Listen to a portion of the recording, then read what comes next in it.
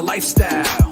Sports cards and we live now. Jeremy Lee in the building and every guest that you ever needed. Sports cards after hours keep the hobby heated. Updates, hobby talk like you never seen it. Sports cards live and none could ever beat it. Sports cards is a lifestyle. Sports cards and we live now. Welcome to another episode of Sports Cards Live with your host, Jeremy Lee. All right, everybody. Welcome to episode number 231 of Sports Cards Live. It's Saturday night, June the 29th, 2024. My name is Jeremy Lee, and I would like to thank everyone who joined us last week, whether you viewed or listened to the episode with Johnny Amendola of Mint Inc. We had a great show. Thank you for everybody that joined us then.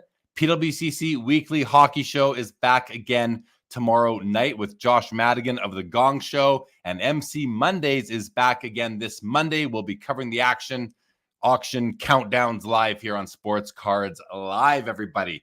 Filth Bomb Breaks offers live case and box breaks, and they do so with responsibility and integrity. If you enjoy group breaks and are looking for a company to break with, please check out Filth Bomb streaming on Fanatics Live on 4 channels, 7 days a week. Also, if you are looking to add a grail to your collection, make sure to check out Fund Your Cards, the hobby's leading consolidator. They will help you finance the purchase with your own cards. Visit fundyourcards.com and tell them Jeremy Lee sent you. All right, I want to shout out hobbynewsdaily.com. Check out that website for daily news, articles, podcast information, a great collection of hobby content creators on hobbynewsdaily.com. Also want to shout out Leighton, Sheldon, Just Collect. Leighton will be joining us later tonight for the Vintage Spotlight segment. Also, guys, please keep in mind, this show is available on Spotify, Apple, or wherever you get your podcasts. Please follow and subscribe for free, and please leave a rating or review on your podcast platform. And as always, I would like to thank all of our loyal viewers and listeners for your ongoing support. I do greatly appreciate all of that. It is very, very special. Thank you so much. If you are not yet subscribed to the channel or the podcast, please take a moment as do so. As always, tonight, your comments and your questions are in play, everybody. So let's get to it. Tonight's guest started in the hobby in 1998 when a friend of the family gave him a 20-liter tub of her son's hockey cards. He was all in until about 2004, collecting goalies and TCG. In 2009, he dabbled in Panini basketball and sporadically collected from 2010 until 2020 when the pandemic hit and he jumped full out into golf cards. In 2023, he started the Fondling Cardboard podcast. His favorite athletes of all time are Steve Nash, Shane Doan, Tiger Woods, Matthew Wolff, and Lando Norris. And his favorite teams of all time are McLaren F1, the Arizona Coyotes, and LIV Golf's Range Goats. He's originally from Langley, BC, currently hailing out of Calgary, Alberta, same city as me. Let's bring him out. Mike Lakusta, welcome to Sports Cards Live. How you doing tonight? Good weather we're having here today, huh? Yeah, doing great. What is up, Jeremy? I'm really glad to be here. Thank you. Yeah, Can't wait to get into some guys. So we were meeting in here the other day and doing some just some planning, having a chat. I'm like, so where do you live again? He's like, I live in Calgary, same as you. And I thought, well, isn't that hilarious? Because I feel like I knew it at one point, Mike, but it was good to be reminded and nice to have you here. We live at Calgary, where we both live. It's a very spread out city, north to south. I don't know how many kilometers, miles long it is, but several. We might be a 50-kilometer long city, something like that. And I think you and I live at sort of opposite ends for the most part, but it's good to have you here as well. You know, I don't really collect golf cards. I do have one golf card, but you know, at first I thought, I don't know if golf cards is something that you know, I want to spend a show talking. And then I thought I actually do. And from seeing the comments in the chat already, I think that this is something that was kind of due to happen. And so it's good to have you here, Mike. Let's jump in, though. Let's jump in and learn a bit more about you as a collector, your hobby history. I kind of ran through it there in the intro, but why don't you kind of fill that out a little bit, any mistakes I might have made, and kind of take us through your journey thus far through till now. For sure. So my venture into cards actually started mostly with Pokemon, so with trading card games. And the hockey thing was a little bit of like a side mission. Like I wasn't too into sports at that time. I was only 6 years old. And so honestly, my main memory of the 90s is cards. It was going to school and all the older kids at school opening packs of Pokemon cards, and just the shininess and everything got me excited. And so for the first, gosh, 5 years of my card collecting, it was sort of just this way for me to kind of cope with some issues that I was dealing with. I don't need to get too into it early on in the show, but my family, my parents divorced early, and my dad lived down in Arizona, so hence the Coyotes. And I was moving around. I went to 6 or 7 different elementary schools by the time I reached grade 5. Had 10 different homes by the time I reached 10 years old. Um, with my mother the whole way, but we moved around a lot and made a lot of friends. And cards was kind of my way to connect with, make friends when I reached a new city, a new school. And I'm an outgoing person, and it was just sort of this way for me to put my cards on the table and make friends. And then it was actually in the mid 2000s when sports cards really took off for me, because I was playing basketball and I really looked up to Steve Nash. He was my idol. I read a book on Steve Nash, and you know, early teenage years, that's not really your prime years for reading, I don't think. So, to have read that book and really admired him, at one point, I think I was about 12 or 13 years old, I even wrote him a letter that asked him to come fishing with me. That's how silly my mindset was. And it was, I took a hiatus as I got really into playing basketball in high school and went off to university. And then, once university ended, I did dabble here and there with cards, but it was the pandemic that really drew me in. And by that point, I was obsessed with golf. I had gotten hooked. I got the bug, as they say. And when I found out they had golf cards, I immediately started looking at Tiger Woods rookies, all the golfers that I liked, and I found out, my gosh, they don't have any recent sets. There hadn't been any golf sets since 2014. Of course, there were multi-sport sets and things of that nature. And I was really disappointed by that. Like I thought, oh my gosh, I'm not going to get any of these guys I'm watching on TV. And then I found out, you know, next year from when I started collecting in 2021, they were going to be releasing Upper Deck Artifacts Golf, and that, as well as 2 other sets. And I just got absolutely fired up. I was 2 feet into the hobby again, and I started the Golf Card Collector Instagram. I started a YouTube channel. I never really uploaded anything to it, but I had this draw to really try and produce content around golf cards, because amongst all my research, I couldn't find anything really out there. Of course, now that I've been in it for 4 years, I've come across a lot of resources, but you have to dig to find them. Right on. Yeah. So I love what I really picked out of all that, Mike, was that you were switching schools as a kid, and you'd use cards as a way to forge friendships and maybe find some commonality with some of these kids. And that's what a great tool. That's something I've never heard before. I've talked to hundreds of people on the show over 4 years now, and that I don't think that's something that's ever come up before.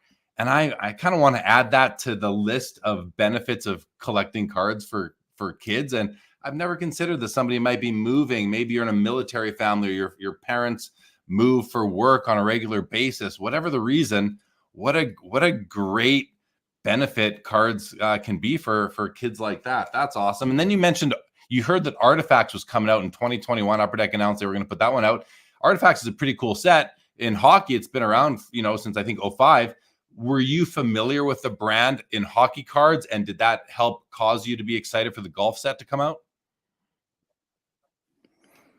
I wasn't familiar at all with artifacts from golf cards. Once I heard about it, I did a little bit of research, but I didn't know about it prior. One of my coworkers at the time was more of a hockey collector than I am, or was at the time. And so he kind of filled me in, what to look out for. He kind of told me a little bit about the history about artifacts. And, but regardless of what it was, I was excited. Yeah, cool. Okay, so I want to get to some comments, then we'll get into more of the show. And I want to remind everybody that as Mike has let you know, and I've let you know, we have this pack of SP Game Used Golf by Upper Deck 2024. that we're going to open up during the show. We're going to do this a little bit later. Not sure exactly when, but we're going to do this a little bit later, and we're going to open it here, and someone's going to win all the contents. I'm going to ship them out, and Mike is going to let us know what these cards are, who these players are, make sure that I can pronounce them all properly. But let's get to some comments before we get too deep. Shane O'Brien, welcome to the show. Victor Kinderman, welcome as well. Some new names here today. I want to thank you for that, Mike. Stukes, what is going on? Good evening. Says he has a few golf cards, loves the game. Jacob Dahl, loyal viewer. Can't wait for this one. I'm a golf card collector also. That's cool, Jake. Good to know. Also loves playing the game. Vintage card collector is looking forward to discussion. Knows nothing about golf cards. Robert Scott, what's going on? Mark says, evening, Jeremy. Before I even hear a single word, I would like to say thank you for this. Well, thank you, Mark, for joining. Jeff McMahon is here as always. Victor Kinderman says, Mike L. the GOAT. There you go, Mike. Got some fans in here. Ryan, what's going on? Mark Santucci is here. What's going on, Mark? Shane O'Brien. Mike is the man. Good to see you all. Teapot is here. Teapot from the Sports Card Investor Group is here. What's going on, Tyler? Good to see you. Stuke says, tough watching some of my favorite teams move, the Jets and the North Stars. Yes, that is never easy. And now Mike has just gone through that as well with his Arizona Coyotes. That was the franchise I saw move to Arizona from Winnipeg in 1996. It was heartbreaking, guys. I got to tell you, it was heartbreaking back then. So, Mike and I have that sort of in common now that we've both lost the same franchise, only about 30 years apart, though. Lapper's here. What's going on, Aaron? Good to see you, buddy. Good to see you. Let's go, Jordan. Good to see you. The professor is here. Yeah, Ryan, I picked that out too. I thought that was such a great point. What's up, Cardboard Richard in the house? What's going on, Richard? Guys, Van City Card Show being promoted by Cardboard Richard coming in October. I'm going to be there, no doubt. Mark Santucci says, Mike, do you have any Johnny Miller, Arnold Palmer, Jack Nicklaus cards? He's pulling them out right now. You guys, let's put the spotlight on him right there. There's a few of his cards. Those look like Black Diamond. Is that what those are, Mike? Yeah, that's one of my PCs is the Black Diamond Diamond Relic set, but we can get into that a little bit later. I'm saving the best ones off screen right now. Those look really, really nice. Joe Perot is here. What's going on? Mitch Grotman in the house. What's going on, Mitch? Congratulations on your Florida Panthers winning the Stanley Cup, Mitch. Triple V, intrigued by vintage golf cards. Yeah, no doubt. And Todd McDonald, what's going on, Todd? Ryan Vintage says vintage tobacco golf cards are amazing. Tom Morris, Bobby Jones, etc. All right. Well, let's keep going. Let's learn a bit about golf cards now, Mike, because I don't know a lot about them. I remember the early Donruss sets, like 1982, something like that. But prior to that, I couldn't tell you what there was for golf. I guess you have. We got Bobby Jones cards going way back, maybe in Sports Kings and that kind of thing. But I'd like you to, let's start with vintage, Mike. Can you just sort of give us a quick rundown of what is available vintage-wise out there in the marketplace for golf cards? You know what? I actually consulted one of our vintage correspondents of the Golf Cards and Memorabilia Facebook group because I only have a limited number of vintage cards. I have had a few and I've sold a few. But the kind of eras break down like this. We have pre-war vintage golf, which is up until 1942 and earlier. Post-war vintage, which is 1943 to 1970. And my vintage correspondent clarified that we call it pre-war and post-war rather than tobacco cards because there are more than just tobacco cards. Then vintage is 1971 to 1995. That's where you're going to get most of the sets you just referred to, Donruss, Pro Set, that sort of stuff. And it sounds like it's kind of strategically aligned with 1995 so that 1996 is the birth of the modern cards because that's Tiger Woods' first card, the Sports Illustrated for Kids, that I think you might own a copy of. So then we've got modern, which is 1996 to 2014. And then ultra modern, of course, is everything since. Okay, no, great rundown. You mentioned Pro Set, and now I remember when Pro Set came out in the early 90s. I think one of the big cards in that was it Elite Trevino. Was that a big card in that? I feel like it was. That's my memory, at least. Can you enlighten? Like, let me ask you this, Mike. You had the Donruss stuff in the early '80s. Then you got to skip all the way ahead 10 years almost for the Pro Set, and then you got to skip ahead another 10 years until Upper Deck came out with the first year. So was it literally like one major set every decade for that kind of 20-year span? There were a couple different years. Those are definitely like the main years, but you're right that it definitely wasn't an annual release. And frankly, it's still not that way up until today, because we don't get new golf seats every year. But I guess rewinding back to that era, Pro Set, I think, might have had 1 or 2 years. Key cards would be like the John Daly rookie card. There's a Lee Trevino. My personal favorite would be like the Payne Stewart rookie card. And there's a couple versions. It's got the same image. One of them is silver and one of them is, I think, green. And one of them came from that golf product. The other one was actually part of the NFL Pro Set product. And you'd have NFL collectors sifting through and say, who the heck is this golfer? And funny enough, on one of the Facebook groups, I think it might have been Sports Card Nonsense, there was somebody posted a picture of that Payne Stewart card saying, I pulled this out of an NFL pack. What the heck? And it was like a miscut. Like it was, 20 or 30% or more shifted off to the side. So it was actually kind of a rare pull for anybody who likes golf. So those would be kind of the key cards from Pro Set. And then I don't know if you wanted to talk about Donruss at all as well. Well, I mean, the Donruss, to me, that's where we find Jack Nicklaus's rookie card, I believe. But he had some real oddball cards in the early 70s as well. Can you just tell us, what is Jack Nicklaus's rookie card? What is Michael Jordan's rookie card? That's it's like, yeah. I'm not going to say it's a touchy subject, but the point comes across. It's like some people would certainly say Donruss is his rookie card. I think that it's his first pack pulled card. I think maybe one of the oddball ones, as you said, maybe those were pulled out of packs. If they were what we define as a pack today, the randomly assorted, in a hobby box type of product, I don't know for sure. But personally, I always believe in the first ever printed card. I like the card that you have, the 1996 Tiger Woods rookie from Sports Illustrated for Kids, and we can talk about that card later. So the equivalent for Jack Nicklaus would be the 1971. Gosh, what set is it from? Jack's Barrett rookie card. That's what it was. And it was a tobacco card in 1971. And funny enough, that's actually the reason that we start the vintage era as opposed to post-war vintage, is because that 1971 date is important to include Jack's tobacco rookie card in the vintage era.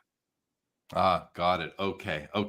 That makes sense. I want to go to lots of great comments coming in. So I want to say hello to Sullivan's in North Dakota. What's going on, Sullivan? Clay Phillips, good to see you. Always is. The professor says that he heard Mike first discuss golf cards on the Sports Card Strategy Show with Paul Hickey just last month. Yeah, you've worked with Paul in the past. Paul's a previous guest of this show as well. And then Stuke says the Payne Stewart card was all over the place in 1990. I remember that super well as well. Let's say hello to Mojo Sports. What's going on, Jay? Thank you for dropping by. Yelia Williams, good evening to you. Yeah, vintage. Here's a great question from Vintage Card Collector Mike. And it's not even one that was on in our notes, but it's a great question. So let's ask it. After Tiger Woods and Jack Nicklaus, what other 3 players would round out the top 5 golf players to collect or that are collected? Mike, let's hear that from you. Well, asking a golf collector like myself, I'm probably going to think of immediately like 10, 20 different names. So if I try to list off 5 right now, forgive me if I try to add on 1 or 2 at the end. That's but okay. We have to rewind all the way to the beginning, the grandfather of golf. In fact, his nickname was called the Grand Old Man of Golf, I believe, and that's Old Tom Morris. And he had a card, I believe it was 1900 or 1902 Copes. Gosh, my friends are gonna rip me for not remembering the exact year, but it's a holy grail of golf cards. It was a tobacco card. It's obviously over 100 years old now. And Tom Morris is the first person to really bring golf around the world to kind of make it into a professional, sporting event. And his son is young Tom Morris, and so that's why we differentiate between the two as old Tom Morris and young Tom Morris. So I would put old Tom Morris on the in that top 5. Young Tom Morris is kind of like a underneath him. And then we get to some very, very important names like Ben Hogan, Arnold Palmer, of course Bobby Jones, who was the inspiration in starting the Masters. So just, right there, we're only talking vintage names and around the pre and post-war vintage names. But of course, we get into, the modern, ultra modern time frame, and we're seeing somebody do something that we've only ever really seen from Tiger Woods. And so I have to put his name on the list here, and that'd be Scotty Scheffler. Okay. What about guys like Phil Mickelson? I mean, he seemed to be everywhere a lot of the time. And what was it? Was it Vijay Singh? Was another one, I think, was a great golfer. I mean, I'm just so everybody understands, and I am not a golfer. I don't golf. I don't watch golf on TV, but I do catch some things, and I do see leaderboards, and I do follow the hobby. So I know a little bit about it, but I remember Sergio Garcia when Upper Deck put out their first set in like 2000. You had Tiger Woods, but the second guy back then was Sergio Garcia. Is he still relevant? Do people still collect him? What about Phil Mickelson? What about John Daly? Are these guys collect? Because if these were baseball players or basketball or hockey, I think that these guys would have a fan base. How does it work in golf for these guys? Absolutely. I mean, do people collect Patrick Waugh? Do people collect Dan Marino? Do people collect, these other amazing, amazing players at their sports? Allen Iverson for basketball. I pick a name from any sport, and it's someone who might reach a Hall of Fame career, someone who might, be kind of edging towards that top 20 of all time, top 10 of all time, but not quite on that Mount Everest, or they're not quite in that top 5 list. So when you think of a name like Phil Mickelson, Sergio Garcia, what are you going to do to evaluate their careers? I mean, obviously there's people who have a personal connection to them for whatever reason, or collected them when they were in their prime and continue to do so now. But once they're starting to fade, and in fact, in some cases, Phil certainly hasn't helped his popularity by not only joining LIV, but a lot of the comments that he's made along the way. You have to start comparing them to people in history. So then you'd have to pull out names like Gene Sarazen or Gary Player. Gary Player won more majors than anybody you just mentioned. And is Gary Player, someone who people are collecting? Sure, he is, but he wouldn't quite reach that pinnacle. So when it comes to golf collecting, here's an interesting point, and this is different than a lot of other sports. And I would actually say it's unique to niche sports like golf, tennis, pro wrestling is another one that comes to mind. Collectors tend to follow their heart. So whatever they have a personal connection to is what they're going to be collecting. And they tend to be drawn towards cards that are more primal in their stylings, that are obviously rare, that are, memorabilia focused, they're autograph focused, the sort of things that if you were to pull it out and show your wife or show your neighbor at a barbecue, they'd say, wow, that looks rare. Whereas those of us who are deeper into the hobby, collecting mainstream sports, collecting parallels that are talked about a lot today, whatever, precious metal gems, those sorts of things, you show it to someone and it looks cool, but you have to be educated to start dabbling and enjoying that aspect of the hobby. And what I've seen from a lot of golf card collectors is that elementary, beginning in the hobby kind of approach. And what's interesting is a lot of collectors are golfers themselves. And can you say that about golf or hockey or basketball or other sports? Do most people play those sports? And so I think a lot of those people who play golf just wanted some kind of way to participate that wasn't the sport itself. And so they kind of stumbled into cards, which is different, I think, than a lot of other collectors out there. Yeah, that's such a great point, isn't it? Because so many people golf. All my friends golf. I mean, it's like everybody golfs, it feels like. And if you golf, maybe you like to watch golf, and maybe you're gonna collect the cards. So maybe, it almost feels like golf cards are have a lot of untapped potential as far as the hobby goes, because of the fact that so many people do golf. So yeah, that was good. I'm really really happy to learn more about that right there. Yelia says, love me some Johnny Miller cards. Ryan says 1933 Gowdy has a couple of big name golf cards. Yes, I'm aware of that.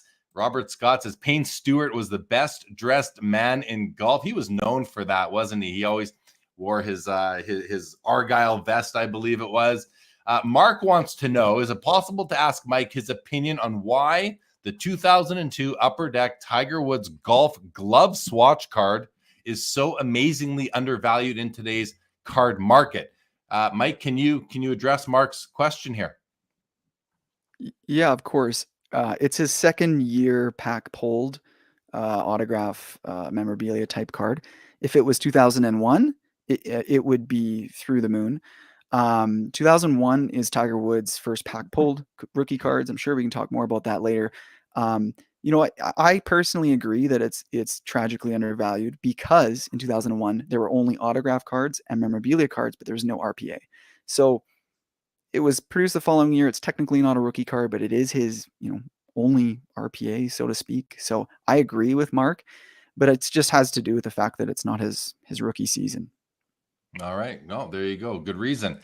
Triple V says, I enjoy an Arnold Palmer. I got to say, so do I. I don't, when I go out, I often order an Arnold Palmer's, which is simply lemonade and iced tea mixed together. It's a delicious drink, everybody. You're welcome. Go order one up. They are delicious. Have you ever had an Arnold Palmer? I don't think I ever have. No. There you go. Now you know. Mark says you're correct. Before he left for the LIV Tour, Phil Mickelson's name was in every conversation.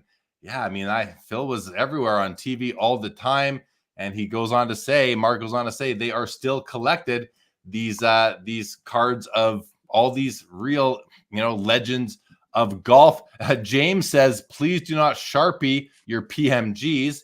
Yeah, we don't want to be altering cards, everybody. That pretty much goes without saying right there.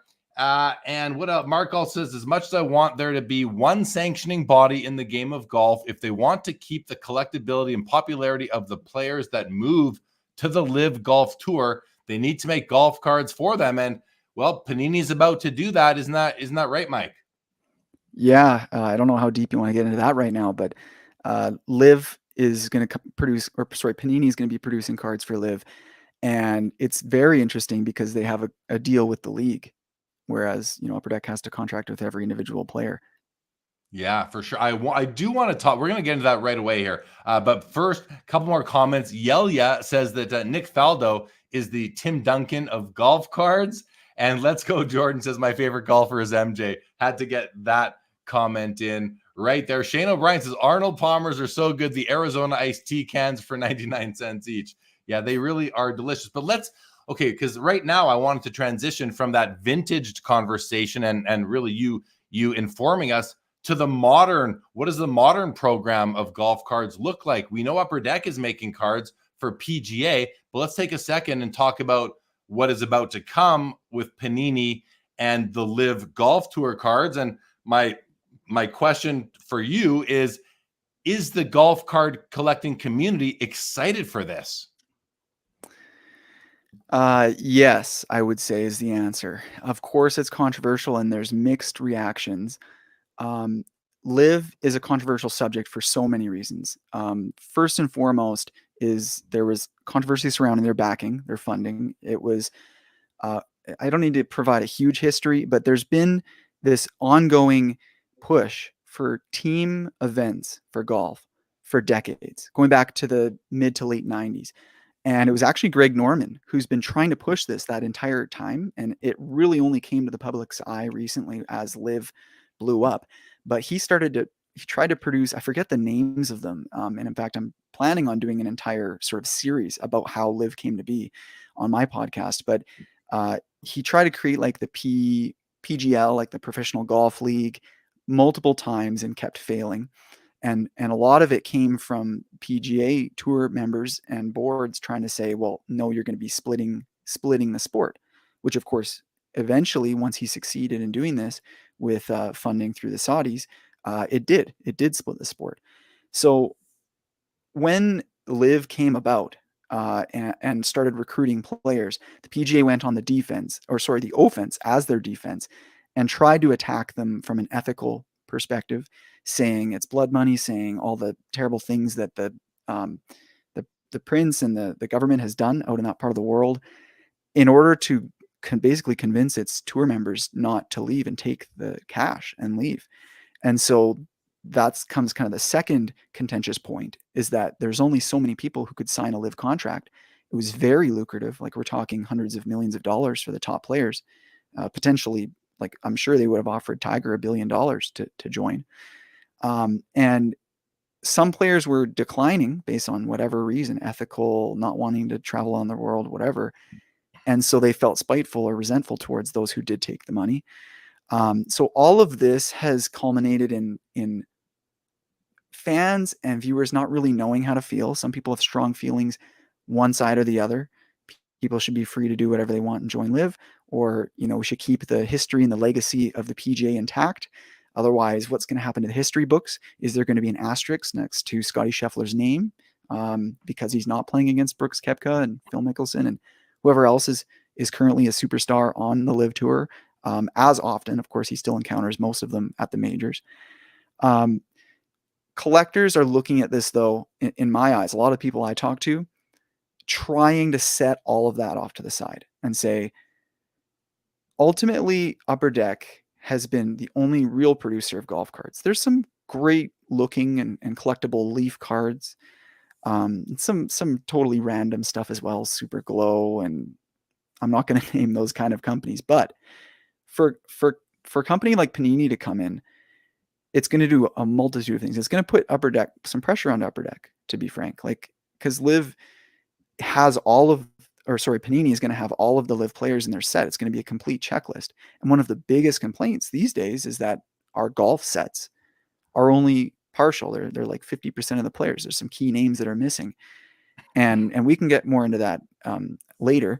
But people are excited to get a complete checklist. And there's a lot of names on there that we have never had cards for. I mean, Sports Illustrated for kids for a handful of them, but other than that, there's nothing pack pulled. So we're going to get guys like Phil Mickelson and people that we have had cards from, but Brooks Koepka, Cam Smith, I'm not going to name them all, but there's going to be some amazing cards coming from that. Yeah, that's really cool. I mean, it is sort of too bad that the whole thing is split, I suppose, but that's the world we're in. And it's nice that, I guess it's nice for golf collectors to be able to find and have assortment. Upper Deck's going to continue with PGA, and now you've got the different look and feel of Panini cards coming in on LIV Golf. Cardboard Richard has this question. He wants to know, does Charlie Woods have any valuable cards yet? I would say the only Charlie Woods card that's probably going to matter, excuse me, has been released, and that was the Sports Illustrated for Kids Charlie Woods. As to value, I would say that's the one that would have value. I don't know if Charlie Woods is going to be the superstar that we hope he's going to be. Maybe I'm just cynical, but I hope he is. I've watched him play at the PNC Championship where the parent and the child play together, or grandparent and child and grandchild. And, I've seen Charlie Woods for years now competing. He looks amazing. But the comparison that comes to mind is when Jack Nicklaus's grandson, I think his name was Gary Nicklaus, made the PGA Tour, and he had some cards into the 2001 Upper Deck set. And whenever I come across his cards, I read the last name, I say Nicklaus, I say, holy crap, I have to hit buy it now because of the price. And I realize, oh, it's his grandson. And I look at Charlie Woods potentially kind of going in that direction 20 years from now. Okay, good to know. Good to know. We're gonna bring Leighton Sheldon on for the vintage spotlight segment in just a second. But first, I want to get to a question that came in on Instagram from David Yarger, who's the co-host of The Chase on the Dave and Adams at Dave and Adams Card World. And his question actually ties into another comment that I saw come in oh gosh, where did it go? I want to find this comment. I want to tie these two things. Oh yeah, Shane O'Brien here says, yeah, Bryson is the guy to own right now. And David Yarger wanted to know, why did Mike choose Bryson DeChambeau as a PC player? If you could address that, and then we'll get to the vintage spotlight. Right. Yeah. David and I have actually talked about this before. I chose Bryson DeChambeau for so many reasons. Please, I could easily talk for an hour about this. I won't. But Bryson DeChambeau first hit the scene as a very hyped up rookie. He won the U.S. Amateur and another I forget what event it was, but he basically came into the PGA as kind of a star, and he won pretty quickly. And as you started to learn about him and see him on TV, he was kind of nicknamed the scientist. He was talking with his caddy about angles that he'd be on his backswing, air pressure, humidity levels, calculating everything in his mind, deciding on half club lengths, whatever, based on time of day and how dried out the greens were getting. The kind of stuff that Phil Mickelson talks about and used to talk about a lot, but with a more calculated approach. And I was drawn to that as an engineer. I just thought that was very interesting. Like I understood some of the terms he was saying, but for him to be applying it to a golf swing just blew my mind. So that's where I first kind of was drawn to him. And then when the pandemic hit and golf kind of took a hiatus for a few months, Bryson had already kind of started hitting the gym, because when he first hit the PGA Tour, he was pretty scrawny, but he kind of went all in on the weights and the protein powder and everything. And he put on 40 pounds of muscle in 4 or 5 months. Like, it was absolutely obscene. And when he came back, people weren't calling him the scientist anymore. They were, calling him the meathead. Like, he was bombing it. He almost drove the green on a par 5 at one course. And before his drive, turned around and kind of like cheered up the crowd, putting his arms up in the air, and everybody got all fired up and pumped up.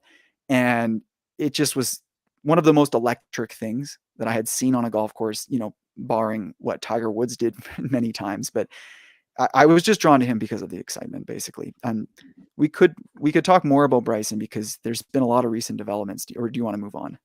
Yeah, no, well, we're going to bring Leighton up right now. So let's do that. Let's bring on Leighton for what we call the Vintage Spotlight segment. He joins us just about every Saturday. And I always ask our guests to come with a question. So Mike will get that, but let's bring him up on stage. Leighton, welcome back to another segment of the Vintage Spotlight. How you doing today? Great. Thanks for having me, Jeremy. Nice to meet you, Mike. Nice to meet you, Leighton. Good. All right. Well, let's jump right into it, Mike. Did you come with a question for Mr. Leighton Sheldon? Yeah, you bet. Now, Leighton, I don't know if you've ever collected golf cards. I assume not. So my question is, what factors would encourage you to start building a golf card collection? Well, it's a great question. And so first, you should never assume.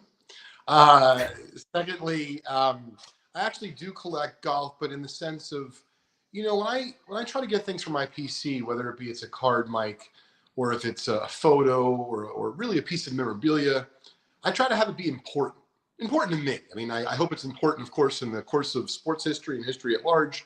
And so in terms of golf, the few cards that I have are Bobby Jones cards. I don't remember the grades offhand, but I definitely know like they're low to mid grade.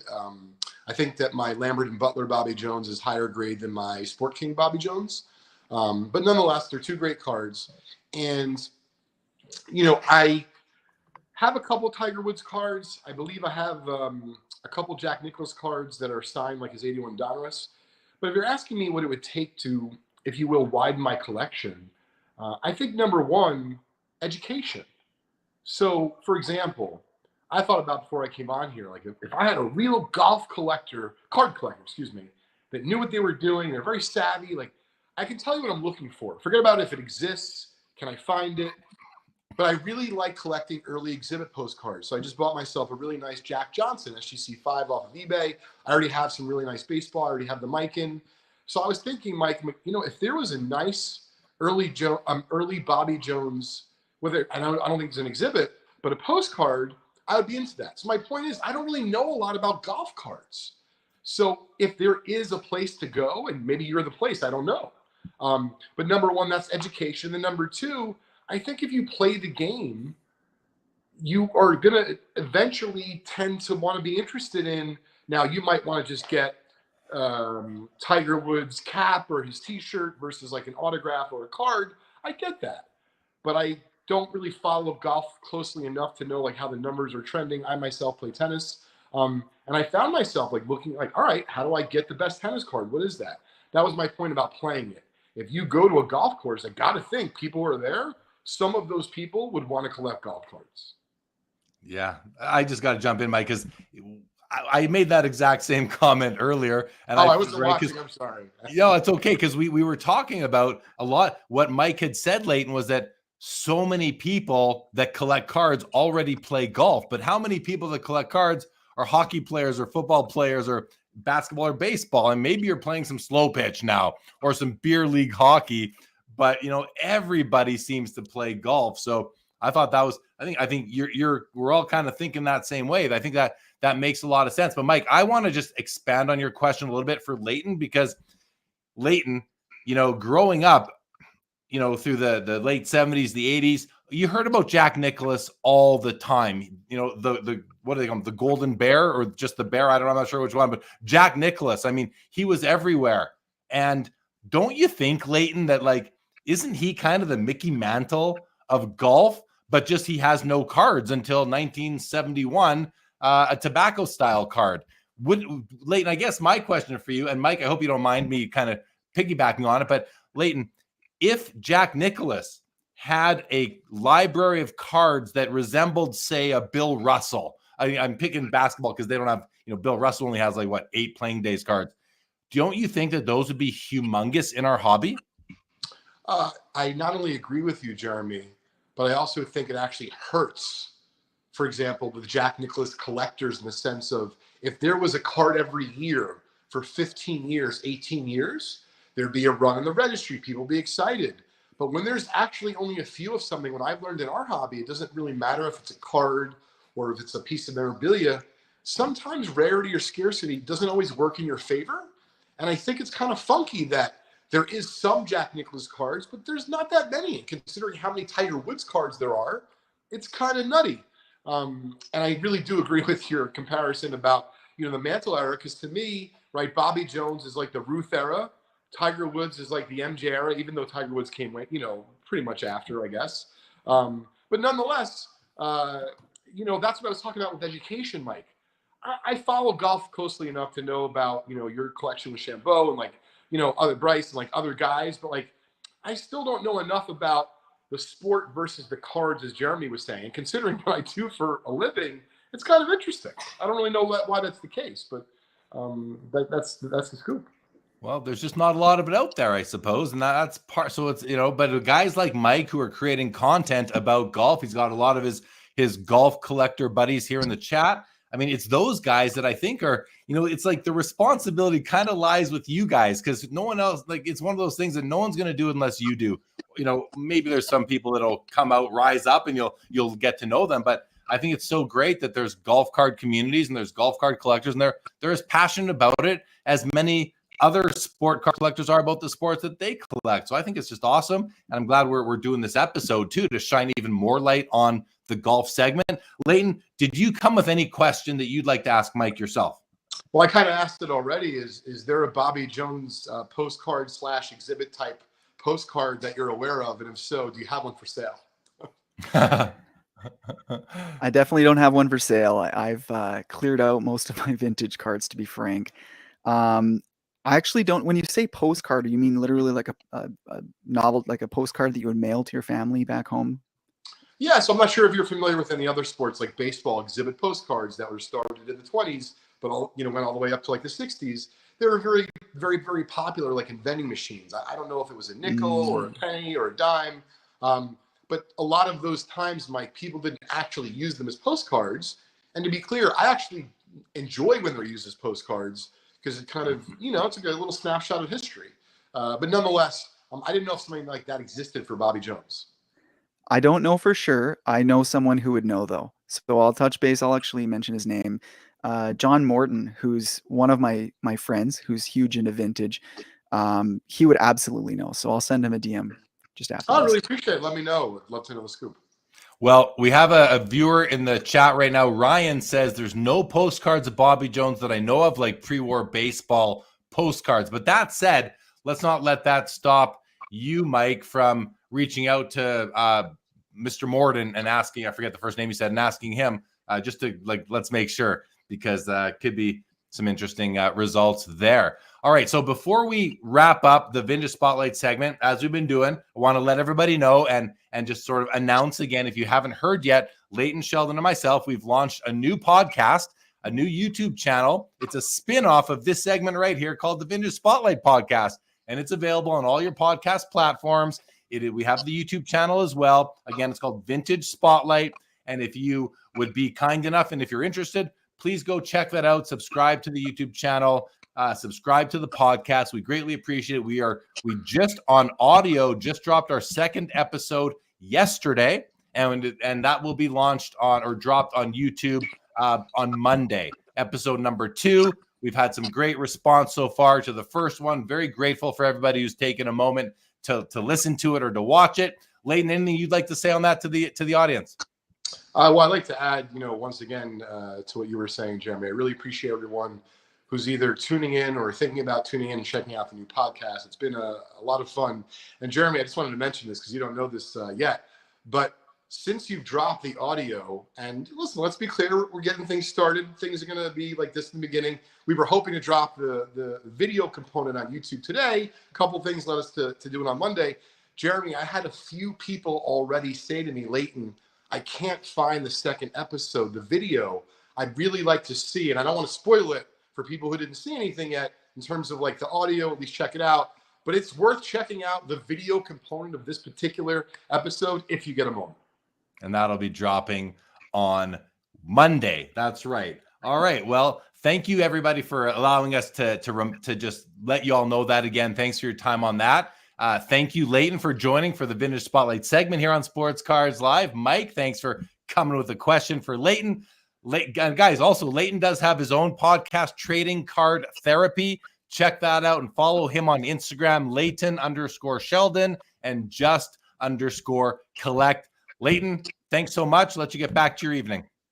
Thanks for having me, Jeremy and Mike. It was really great connecting with you, and I'm looking forward to seeing what information you have about that Bobby Jones stuff. You bet, Leighton. Likewise. Right on. Great to meet you. All right. Good stuff. Okay, so with that being done, and again, thanks to Leighton and Mike, to you, let's do some more comments. There's lots to get through, Mike. The chat's lit up right now, by the way. I think part of that is your fault, Mike, because you brought so many of your passionate collector buddies, which I'm very grateful for, of course. But let's just go through a couple comments. Shane O'Brien said, I got lucky buying Bryson's card when he went to LIV. People were selling for pennies. Yelia says, as a collector of golf cards, I am excited for LIV cards. Bryson's recent success, along with his persona, is the most interesting thing to happen to pro golf in years. Well, that's really great to hear. James Wynn says, I love Sports Illustrated golf cards. Got me the Tiger Woods kid rookie card and some Michelle Wees. Yeah. We've seen a lot of attention on women's sports, especially the WNBA recently, but there's also ladies golf, and Michelle Wees, a name I'm very familiar with. Is she, Mike, an athlete who is widely collected by your fellow golf collector community? I don't know about widely collected, but she's definitely collected. LPGA players are inserted within the PGA products. So you'd get the men's and women's leagues all in one box. In fact, we may open some ladies later on. Michelle Wee is from Hawaii. A friend of mine, a hobby friend of mine who lives in Hawaii, is an avid Michelle Wee collector. And so when I came across her Superfractor that was a PSA 10 auction on eBay, I sent it over to him. He won the auction. He's forever grateful, and I'm going to make sure to remind him of that when I want one of his cards. But yeah, Michelle is definitely collected. Robert Scott says, Mike, do you collect golf memorabilia as well, like signed golf balls, flags, etc.? Great question. I do not. I was interested in the 2019 Tiger Woods Masters flag autographed. I never got one, but that would be the only memorabilia. Vintage says here, TV ratings for LIV are terrible. Team play is a gimmick. My question for you on this, Mike, is number one, can you corroborate that first point? And do you agree with the second point? Well, the terrible TV ratings, I think, is just objective. You just look at the numbers. I don't think a lot of people are tuning in per se. Team play being a gimmick, I don't know if I believe in that quite as much, because when you look at like the Ryder Cup and the President's Cup, it's one of the most electric, exciting golf that you can have. Whether that's because it's every second year or if it's because team golf has potential to be exciting, I don't know for sure. Quick announcement, everybody. Rage is in the building yet again. Everybody, Rage is in the building. What up, Rage?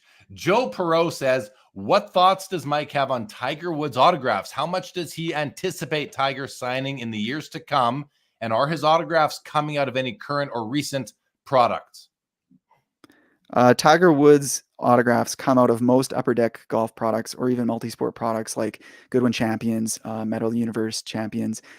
Tiger Woods, I know nothing about his contract with Upper Deck, but he's been signing with them for 23 years. And I don't see any signs that he would stop. Whether they have stockpiled some of his sticker autographs or if he is actively signing every year, I don't know for sure. But when it comes to SP Authentic, they're always on-card autographs. Some of the other sets are stickers. So, I don't know exactly what the future holds, but there's no reason to think it's bleak. What about, thanks for that. Colin Murray says LIV is not on TV, it's on YouTube. But then Shane O'Brien says LIV is on CW. I don't know what CW is. Can you just explain this? So when LIV was first released, or when they first started their first season, they did not have a TV deal. So it was actually aired for free on YouTube. The production value was terrible. It was not enjoyable to watch.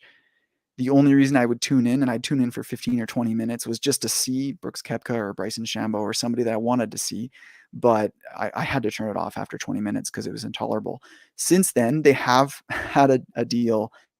And, I had my PVR recording them, and I would be able to stand more than 20 minutes once they kind of fix things up.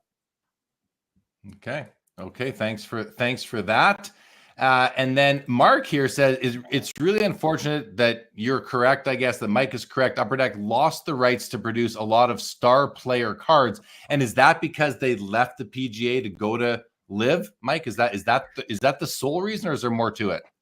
I think there's more to it. I mean, in general, Upper Deck's golf products are often missing many of the stars. And I'm talking current stars that absolutely should be in the product. And it's because they have to sign each of the players individually. They do have a deal with the PGA, but that is for the rights to the PGA logo and the PGA name. On top of that agreement, they also have agreements with each individual player. So we're missing Ludwig Aberg, Scotty Scheffler, Xander Schauffele, some of the big names in golf who just don't have cards. And it's definitely, upsetting. Now, I don't think that Upper Deck is skipping out on players because they've gone over to LIV. For the most part, their recent releases aren't including many LIV players, but they do include some. And Taylor Gooch is one example. He was kind of the player of the year in the first season of LIV, and he somehow made it into the 2024 Upper Deck golf products. I think maybe Pat Perez is another. So I don't think that's the cause. Okay. No, good to know. This comment came in a while ago from Shane O'Brien when Leighton was asking about, where to go for information. And Shane says, Mike is the place to go. And that I'm guessing that he's really referring to maybe your Instagram account or accounts and the Fondling Cardboard podcast. Let's make sure, let's call out everybody. Mike's Fondling Cardboard podcast. I'm a previous guest of that podcast, as are many other great people in our hobby. So definitely be checking out, again, Fondling Cardboard podcast. And it's mostly it's not a YouTube thing, really. It is a podcast only. And I confirmed that myself before the show. Mike, I want to say hello to Yitz is in the house. What's up, Yitz?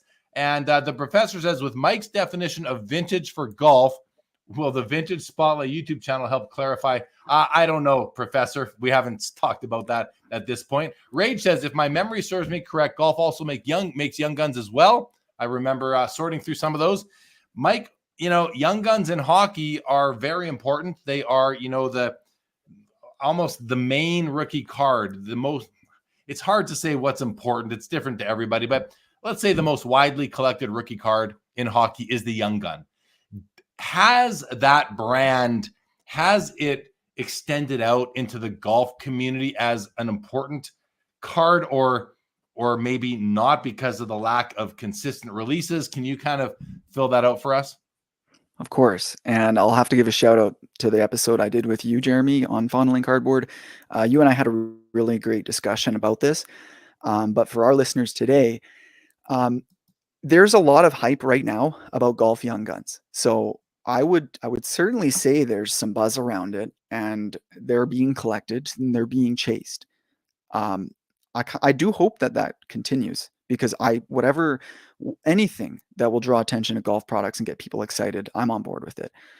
Now, for me, I personally am not collecting Young Guns because there's no Tiger Woods Young Gun. In 2001 Upper Deck, there were a Young Gun insert set of, I think it was 15 or 20 golfers, and there was more than 15 or 20 rookies in that release.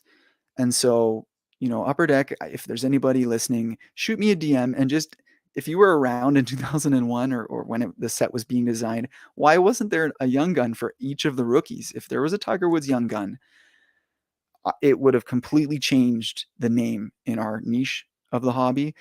I think the people that will be drawn to Young Guns for golf are going to have two commonalities. They're going to be familiar with hockey, so that they value that brand recognition. And they're likely to be probably the younger side of our collectors, who don't really care about the 2001 timeframe, and they're just kind of looking 2001 or 2021 and onwards. And so if Upper Deck can continue to release the Young Guns with every year, or at least with every golf set release, then you may get some of those guys. Yeah, if only they could go back. And I'm thinking, as you're speaking, I'm thinking to myself, if Upper Deck, as a company, what are their biggest regrets? And one of them might just be not calling that original Tiger Woods rookie a Young Gun. I wonder, because like you said, that could have changed the future of golf cards if they did that. Totally. It could be a totally different landscape right now. Yelia says Young Guns is held back by lack of players and releases. That makes a lot of sense to me. That's kind of what I was thinking of myself right there. Tyler Teapot says, just followed you on Instagram, Mike. So very, very nice there, Teapot. Yelia says, Mike, I collect cards that show Michael Jordan playing golf. Do you have a favorite MJ golf card, and do you collect Michael Jordan golf cards, Mike? That's a great question there, Yelia. What do you have to say, Mike?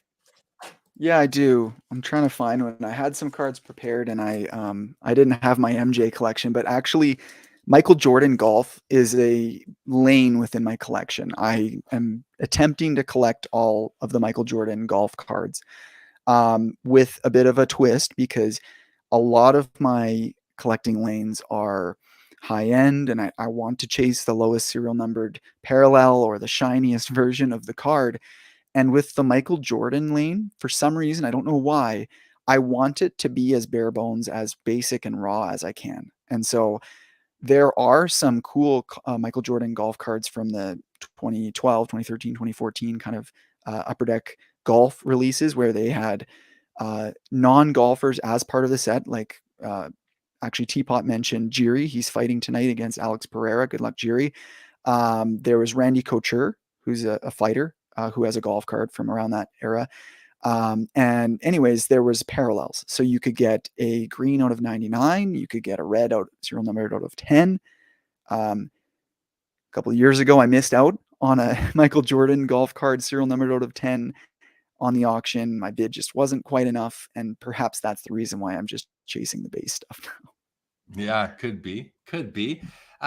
A couple comments here. Mark says, I don't know if I'm alone in this or not, but I wish the LPGA had their own, he means, line of cards instead. I mean, it is a different sort of league, I suppose. What are you showing us? there? That's a Michael Jordan golf card.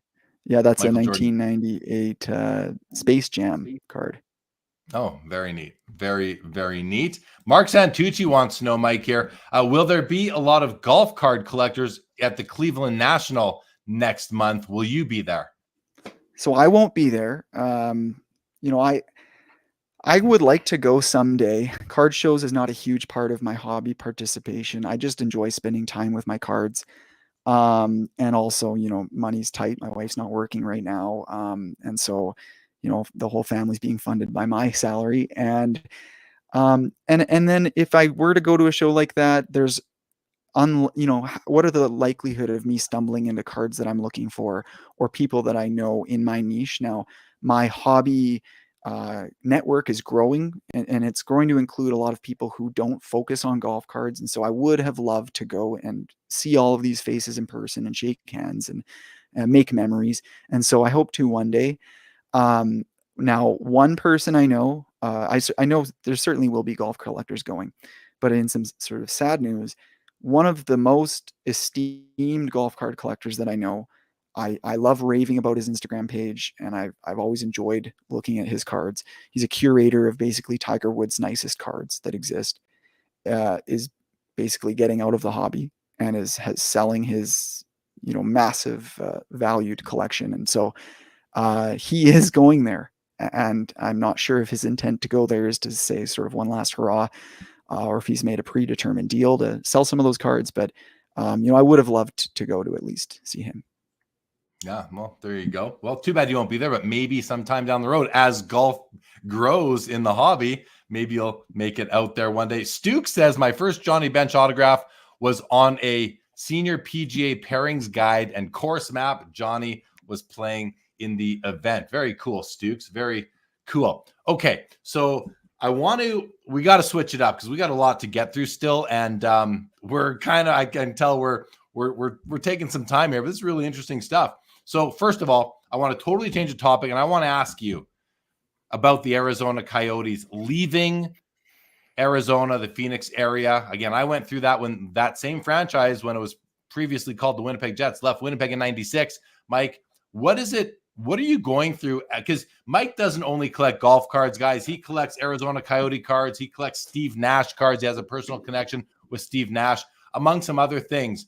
But Mike, what are you going through right now, considering that, like, not only like that the franchise, well, the players moved, the hockey department moved to Utah, but Utah is considering like a brand new franchise with its own history starting right now. So that franchise is that old Winnipeg Jets, Arizona Coyotes franchise. It's like dead as far as I can tell. I don't think it's coming back are my thoughts. What are you going through based on that right now, just emotionally and as a sports fan? So, well, first and foremost, a little bit of denial. And Frank, like, even as you said that, I'm sitting here trying to rebut, you know, in my mind, think it's not dead. No, of course it's not dead.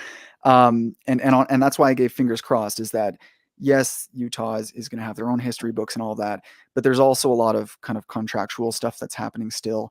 And the owner of the Coyotes basically gave up his rights to restart the franchise within the next 5 years. And the history books and all that were sort of tied to him as an individual. So now that he's kind of forfeited it, I actually don't know if they die or if they go to the PGA, and if somebody else decides to purchase that rights, that maybe the books and records, and not that we have a ton of banners or whatever to put in the rafters, but all that stuff, maybe that can stay with them. Or maybe now that he gave it up, maybe it will all shift over to Utah. I don't know. But other than denial, it's been hard for me to really process it. I've been continuing buying Coyotes cards, you know, current, well, not current anymore, I guess, past Coyotes star, Clayton Keller. There's his rookie autograph. I'm still buying cards. I don't know if that's my way of therapy. As a fan, it's a shock. Like before the Coyotes even showed up, before the Jets arrived in Phoenix, was my first ever hockey game. It was in Phoenix, Arizona, and it was the Roadrunners. And it was just before the Coyotes were about to arrive and play their first game. And they were hyping it up. They were selling all the Coyote swag. And from that minute forward, that was my team. Even though I spent most of my life growing up in Vancouver area and BC and Alberta, Canada, Everywhere I went, I was the only Coyotes fan, and it kind of became my identity. I loved going to games, whether they won or lost, because just for the experience, for people to give you the crooked eyes, to cheer, be the only person in the stadium cheering when the Coyotes scored. It was just it was what, honestly, the only reason I even enjoyed hockey. And so now I don't know, because I haven't, the season hasn't even started, to make it even worse, like just to rub salt in the wound. This past season was kind of one of my biggest fandom years, other than like the 2012 playoff run where they made the conference final. But I spent a lot of time at home because we've got a baby, and I watched a lot of the games this year, basically every one. And when the news broke, it was just devastating. I'm sure, man. Listen, this smile is not because I'm laughing. It's more because just the tragedy that we both went through with the exact same organization. And I remember being at their last game ever. It was April 28th, 1996, a playoff game against Detroit. Me and my buddies were like the last guys to leave the arena. We were heartbroken. I remember crying. I literally shed tears because that was my team my whole life. It's all I knew. I'd been going to games since probably 1977 when they were in the WHA, that other league that merged with the NHL in 1980 or so. And man, I just want to say, like, my heart does go out to you as a true fan of a team. It's not fun when we lose a professional team. It really does hurt. We identify with these teams. We enjoy them. They become part of our story of where we're from, and part of your identity, like you said. So I'm sorry for your loss. I truly am. It's crazy. We're not talking about a human being, but we're talking about something that we are still very passionate about. So sorry to hear that. Okay. We have a whole bunch of topics. We're going to do one more topic, and then we're going to do the giveaway for the box/pack of 2024 SP Game Used Golf. Now, you're not going to receive this unopened. We are going to open it on the show. So then we have to decide, Mike, do we want to open it and then do the giveaway? I don't think so. I think we do the giveaway and then we open the cards, right? Agreed. Yeah. We'll do that. But before we do that, I want to learn more about you and the Fondling Cardboard podcast, which, again, we are getting a lot of great questions about golf cards here tonight, guys. But Mike's the man. He's here tonight with us. But you can certainly follow his podcast, Fondling Cardboard. His Instagram account is so you've got the Fondling Cardboard Instagram account, but you also have, is it the Golf Card Collector? That's correct. The Golf Card Collector. The Golf Card Collector is another Instagram. So you guys should all, if you're finding this interesting, make sure you're following his Instagrams. Check out his podcast, of course, as well. So the podcast, Fondling Cardboard. What was the catalyst or the inspiration for you to get started producing content? It's actually not supposed to be a podcast about golf cards, but because that's my main area of focus in the hobby, it has a huge flavor of golf cards. But the real purpose, the mission behind Fondling Cardboard is to reflect on myself, why I collect, almost like a therapy session, and then basically become sort of an improved collector. And that could be anywhere from how I'm spending my time in the hobby, whether that's using it as a distraction or actually embracing and enjoying my time, or whether that's choosing which cards to collect and, talking with guests and reflecting on what I'm building is helpful for me to be, conscious about what I'm doing. And then a big piece of it too is bringing on guests who have kind of a similar approach and drawing stories out of them that not only will help them, get their words out and get their stories out, but will help me, again, learn. So I guess the whole mission is really just reflection on myself, my guests, and how to learn and grow. And what was it, though, that made you record the first episode? Like, what was the catalyst to record episode 1? Were you bored one day? Were you listening to other podcasts and thought I can do one and bring my angle? Like, what was your inspiration? Was it another content creator? Was it, please, I want to dig a bit deeper into that. So circling back to when I first started collecting golf cards, I felt this draw to do something, to educate, to contribute to the content landscape somehow about golf cards. And I was trying to kind of do something on my own, whether that's Instagram posts, whether that was, I filmed a few box breaks and random stuff and uploaded it to YouTube, and that wasn't really fulfilling. Like I needed something that had dialogue, stories, a deeper kind of approach. A friend of mine, I think you might have mentioned him earlier in the episode, Paul Hickey, from No Off Season Sports from the Sports Card Strategy Show and nooffseason.com. Paul's a friend of mine, and he said, "Hey, like you know a lot about golf cards, and I'm trying to do these different kind of series on different sports." So he said, "Let's collaborate," because he knew I wanted to do something, and he had this platform already set up, and I knew nothing about how to create a podcast. So he and I basically we had sort of this agenda, and we sat down to talk about golf cards, and an hour and a half, whatever, just blew by like this. Like it was so easy to talk because it was a passionate subject for me. So we said, great, when are we doing episode 2? I absolutely love doing, and we called it the Golf Card Strategy Show. And it's still available on YouTube. Go check it out. You can see all the episodes still on there. He and I are still friends. I think did about 9 episodes together. And what kind of became obvious at that point, after spending, a couple dozen hours talking about golf cards together, was that we had different kind of focuses. I was more interested in why I'm collecting, wasn't all that interested in selling my cards. If I was, there was kind of a need, like a reason I'm selling it. I don't like the card anymore, or I wanted to buy something bigger. And he had a much more investor flipping kind of approach.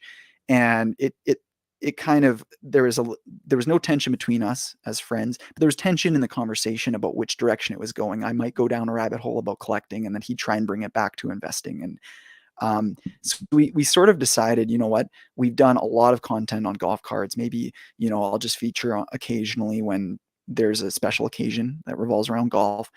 And I felt this motivation then at that point to learn how the podcasting platforms work and to produce my own content that was very collector centric. Okay, no, great answer. That's kind of what I was looking for. So good to hear. You've been continuing on with it. We had a question just come in from the Merchant of Cool, which I think is a very timely question. He says, "What have you learned about collecting since starting the podcast?" I've learned that you need to have this community around you.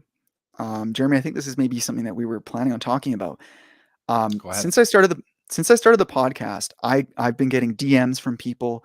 I've been getting comments on feedback through the different platforms, and it's made me realize that a big part of collecting, although I'm sitting in my basement right now, fondling my cards, spending time one-on-one with my cards, there's still this network of people, like-minded people who are just like me, who love different types of golf cards even.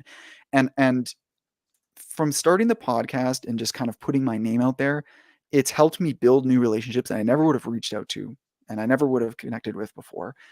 And we've got group chats where not only are we talking about cards, but we talk about the sport, where when something crazy is happening on a Sunday down the stretch, suddenly the chat blows up and my phone blows up and I might not be tuning in. And it's awesome because then if I'm out and about, or if I happen to be working or whatever, I can remind myself to tune in and follow the action. And so it's actually helped me become a better fan of the sport. In the Golf Cards and Memorabilia Facebook group, it's kind of helped. I've learned that without pushing your content, without contributing to the community, who's going to, especially in such a niche subject.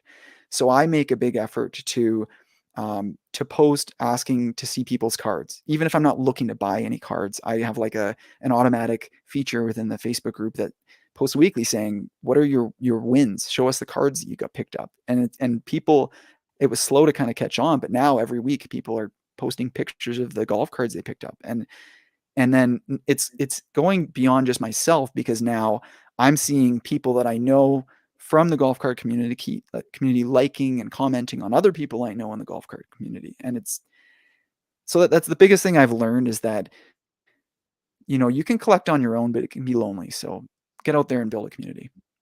Yeah, that's great. And it seems like you're doing a great job at that for sure. So congratulations and kudos. And keep going, man. Keep on doing it, because it does seem to me like, and here Merchant Cool says, amen, Mike, a niche like golf card collecting only grows with efforts like that. And that's what I was just about to say, is that you're a key part of growing it. And it becomes somewhat of a responsibility, not one that it's one you could walk away from if you wanted to, but I don't think you're that kind of person. I think you like doing it, and that there's people that appreciate what you're doing. So keep it up, man. That's really good. Okay, why don't we do the giveaway for this pack of cards right here? And no, we're gonna take one. Because this is an Upper Deck product. Let's talk about Upper Deck briefly, and then we're gonna do the giveaway and open it up. But my question for you about Upper Deck is, how has Upper Deck been doing, in your opinion, with the PGA product like this one here? And is this licensed by PGA? I think you said Yes, it it was. is. Yes. I don't see any PGA logos on this pack itself, but maybe they're on the cards. We'll find out shortly. But that said, considering they've lost a few big names as of late, but they are working on their golf line, how is Upper Deck? How are they addressing the golf card community with their products? Are you guys pleased with what's coming on? Tell us about the program and how you feel they're doing. Well, first and foremost, I have to express gratitude, because Upper Deck is the only company out there that's made golf a priority in any way.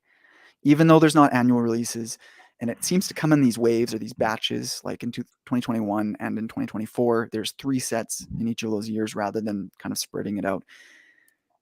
There's some shortfallings, and I'm sure I'm going to get into some of them. But first and foremost, even though things could be better, it exists. We have golf cards, so I'm thankful for that. Some of the innovations are really well received. So Upper Deck has had these course relic cards where they actually took sand from TPC. I think it was TPC Sawgrass. I might be wrong on the actual course, but they take sand from a bunker and they embed it into a little plastic capsule, and they put it in the card. Obviously, it's like a thick memorabilia patch card sort of thing. Innovations like that you don't see in other sports, and that is super cool. Some other amazing things that I've seen from Upper Deck and that some of my peers really enjoy are the precious metal gems and the star rubies, because a lot of those 90s inserts were unavailable for niche sports like golf. And so now we're starting to get, this is one of my main PCs is Matthew Wolf. There's this there's red PMG, there's this green PMG, obviously out of 90 and out of 10, and then there's this 1/1 PMG, the purple. We're able to get these amazing cards, and that's a Skybox product, but it's Upper Deck.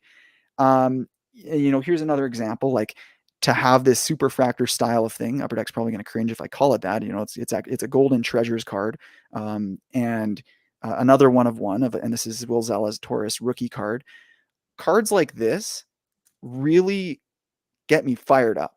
And if they manage to fill in the gaps on their checklist, they would get a straight A grade. However, Nice. That last thing I just said is a big deal. Yeah. So if the biggest complaint, and I've actually made multiple posts in the past saying, what kind of feedback could we give to Upper Deck? What could improve golf cards? And the thing that comes up every single time, and it's usually commented by multiple people, is that when I'm watching the event, when I'm watching the golf tournament this weekend, usually there's 2 or 3 guys near the top of the list, and they don't have cards. And they aren't just nobodies, they're proper stars of the game right now, and I can't buy their cards. That's a problem. Yeah. Okay. Hopefully they're working on that, doing what they can. I'm sure they want to make the best products they can. With that, we have one of their recent products here, SP Game Used 2024 Golf. This is it's a box, but it's also a pack, I believe. 1 pack per box, 5 cards per pack. So we're going to open this up. But first, we're going to give the contents away. We don't know what's in here yet. This thing is still factory sealed. We're going to open it. But first, we're going to do a Sports Cards Live giveaway here, guys. And the way the Sports Cards Live giveaways work is that you need to put something into the chat, a hashtag into the chat. So I'm going to put it on the screen in a moment, and then you guys look at what you see. You'll and type it into the chat, the hashtag and everything. And here we go. We're going to start collecting comments right now. There you go. Hashtag Upper Deck. Put that into the chat, you guys. And once we have enough entries, we are going to run the giveaway, and we're going to find a winner. We're going to open up this pack right here, and then I will ship this to the winner. The entries are starting to come in. Make sure you do the hashtag and Upper Deck, everybody. Oh, yeah, tons of Mookie Chilson. That's a funny. Thank you so much, Mookie. I appreciate that hashtag. That's hilarious. Thanks, Mook. Appreciate it, buddy. While we're waiting for a couple, the professor asked, does Leaf produce golf cards? And if so, does Mike collect them? Shane O'Brien let us know that they do, but let's go to you. And you're showing one right now. So Mike does have a Leaf golf card right there. Jeremy M is thanking me for continuing to put out quality content. Well, thank you, Jeremy M, for being here. I appreciate that comment very much. Just going to go to the bottom. Everyone's putting in their hashtag Upper Deck into the chat right now. All right. I'm just checking. We have over 100 people watching right now. That's about 60 on YouTube, over 40 on X, and then we have additional on Instagram and LinkedIn and Facebook as well. Mike, can you hold up that Leaf card one more time? We're going to spotlight it. Put it right in the middle of the camera if you can. There you go. For the professor asked to see, it's a John Daly card. It's got a piece of memorabilia in it right there. Very cool. Okay. We have one more entry that's come in, guys. We're going to do the draw right now. Are you guys ready? Here we go. Draw. No more entries. Let's let the system pick a winner. It's slowing down. Shane O'Brien is the winner. You know Shane O'Brien, Mike? I do, and he's going to be really pumped. Yeah. Oh, there you go. He's a true golf collector, I'm guessing. Is that right? He is, yeah. In a prime example of someone who is an avid golfer. I don't know if he just recently got into golf cards, but is just super enthusiastic about it. So I'm pumped that Shane won it. All right, Shane O'Brien, congratulations, guys. Let's open up this pack right now, and we're going to send it out to you, Shane. I'll send it out to you. So, Shane, if you can send me a message on Instagram or an email, I will send out the contents of this pack to you. Oh, he's excited. He's excited. LFG. We're not going to read what that means, but he's excited. All right, Shane, we're going to open it. That's part of the giveaway is opening it here live on the show. So let's see what we got. And the nice thing is that, Mike, you're going to be able to kind of explain to us what we have here. There's something else in this. Oh, okay. So we've got a little insert here. Collect the world's greatest memorabilia, upperdeckstore.com. So I'm going to send that to Mike or to Shane O'Brien as well. Comments coming in, though. Yeah, Victor says Tiger Woods auto incoming. That would be amazing. Stale Prod, Tiger is the GOAT. Tiger Slam will never be repeated. And Mark says, this is a great comment. He says, Mike said it right. At least we have cards. So that's great. All right, let's open this up, guys. I'm just going to slice the top of it off. There we go. I'm going to try and keep it on screen at all, even though this isn't like a paid. I want to keep it on. Oh, there's an auto right on the top here. That's like I've heard of them. I'll tell you that much. We'll come back. Don't hold on. I don't want you guys to see what it is. So I'm just going to keep it vertical there so you guys can't see what I got. All right. Let's see. Oh, there should be a bunch of. I'm looking ahead, guys. I've heard of all these golfers I've heard of, except for that one. Okay. So we're going to start. There's 4. It said 5 cards per pack, but there's only. Oh no, there are 5. Okay.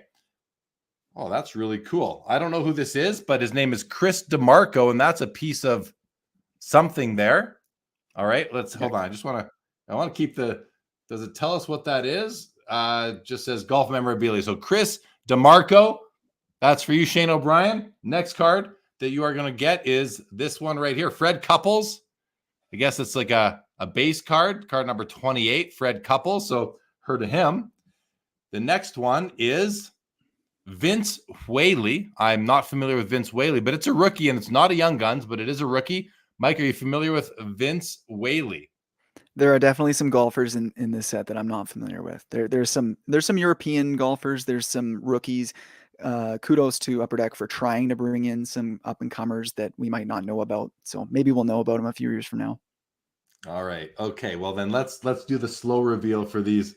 I don't want to. Yeah, I'm just gonna have to use this card, Shane O'Brien, and let me see which way I want to go. Okay, we'll go that way. We'll go that way. This is a horizontal card. Here we go. Ooh, Annika Sorenstam, triple. Julie Inkster, Rachel Heck, Tour Gear, triple. I don't think it's numbered. No, not numbered. Oh, let's get to the autograph. What? Let's get to the autograph. You saw it? No. Here's the last. I'm gonna go quick now. Boom. Oh, Greg baby. Greg Norman Now inked droppers. Do you mind if I just say something about this? Please. So Upper Deck SP Game Used is a high-end product where, as you saw, a box only contains one pack with a couple of hits. They are typically sticker autographs, which a lot of people aren't huge fans of, understandably. There's two styles of cards in the set that are not sticker autographs, and you got one of them, Shane, and that's called the inked driver, where they take a manufactured piece of metal to basically resemble like a driver face, and they embed it into the card and it's autographed. So that's a pretty, that was Greg Norman, was it? Yeah, Greg Norman. That is awesome. That is amazing. So we got a good hit. We got a good hit out of the pack. We did.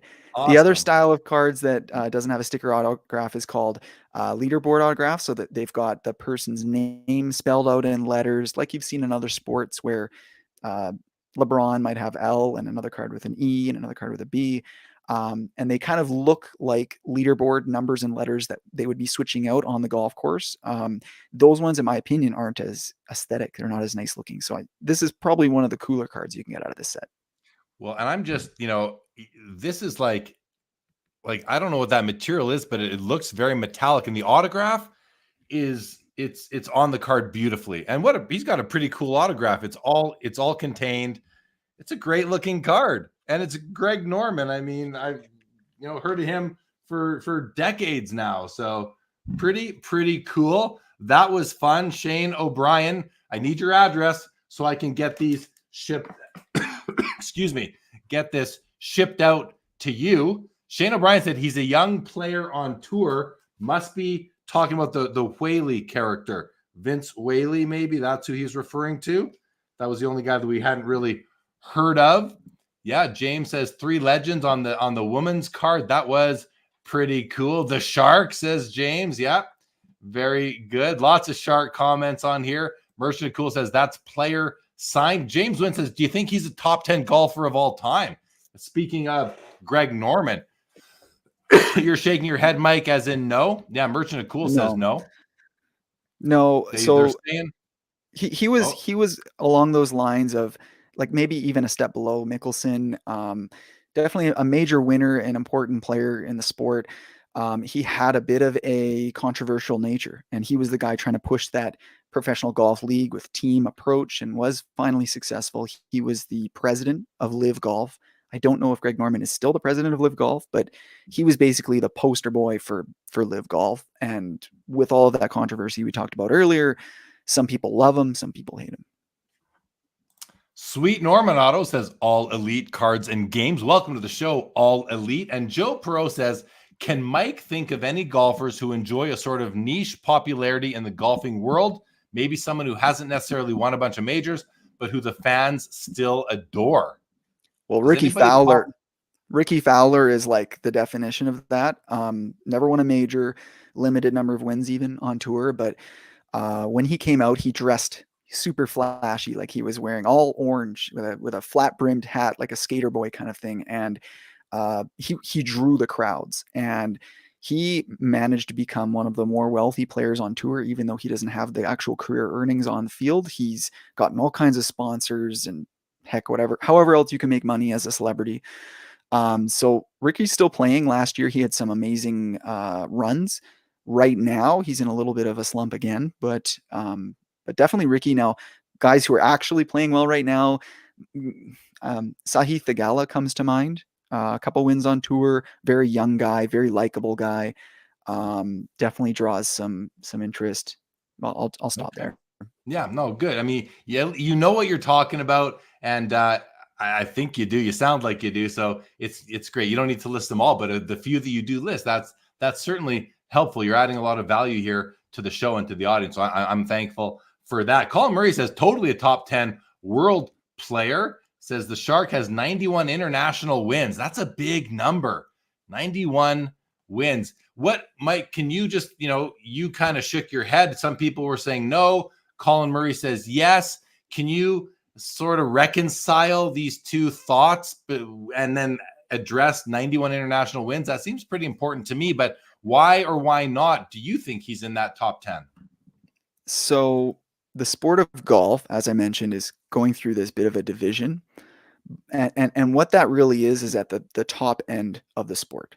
That is the NFL of golf, the NBA of golf. Now, there's a bunch of other tours all around the world. There's the European tour, which is they're called the PGA as well, and they've kind of joined our PGA, and our PGA has kind of joined with LIV now. The framework agreement hasn't totally kind of come to fruition, but it's supposed to all kind of come together. But there's tours in Asia, in each individual country, in Africa, like all over the world, there's tours. And Greg Norman was a traveling golfer. And so I would like to look at what the breakdown of that really is. I wouldn't be surprised if he had maybe a couple dozen PGA Tour wins. But, if he had a bunch of wins in Australia where he's from, do those really count? I mean, they count towards what he just said. But, I mean, if he's the best golfer in Australia, you'd expect him to win all those events.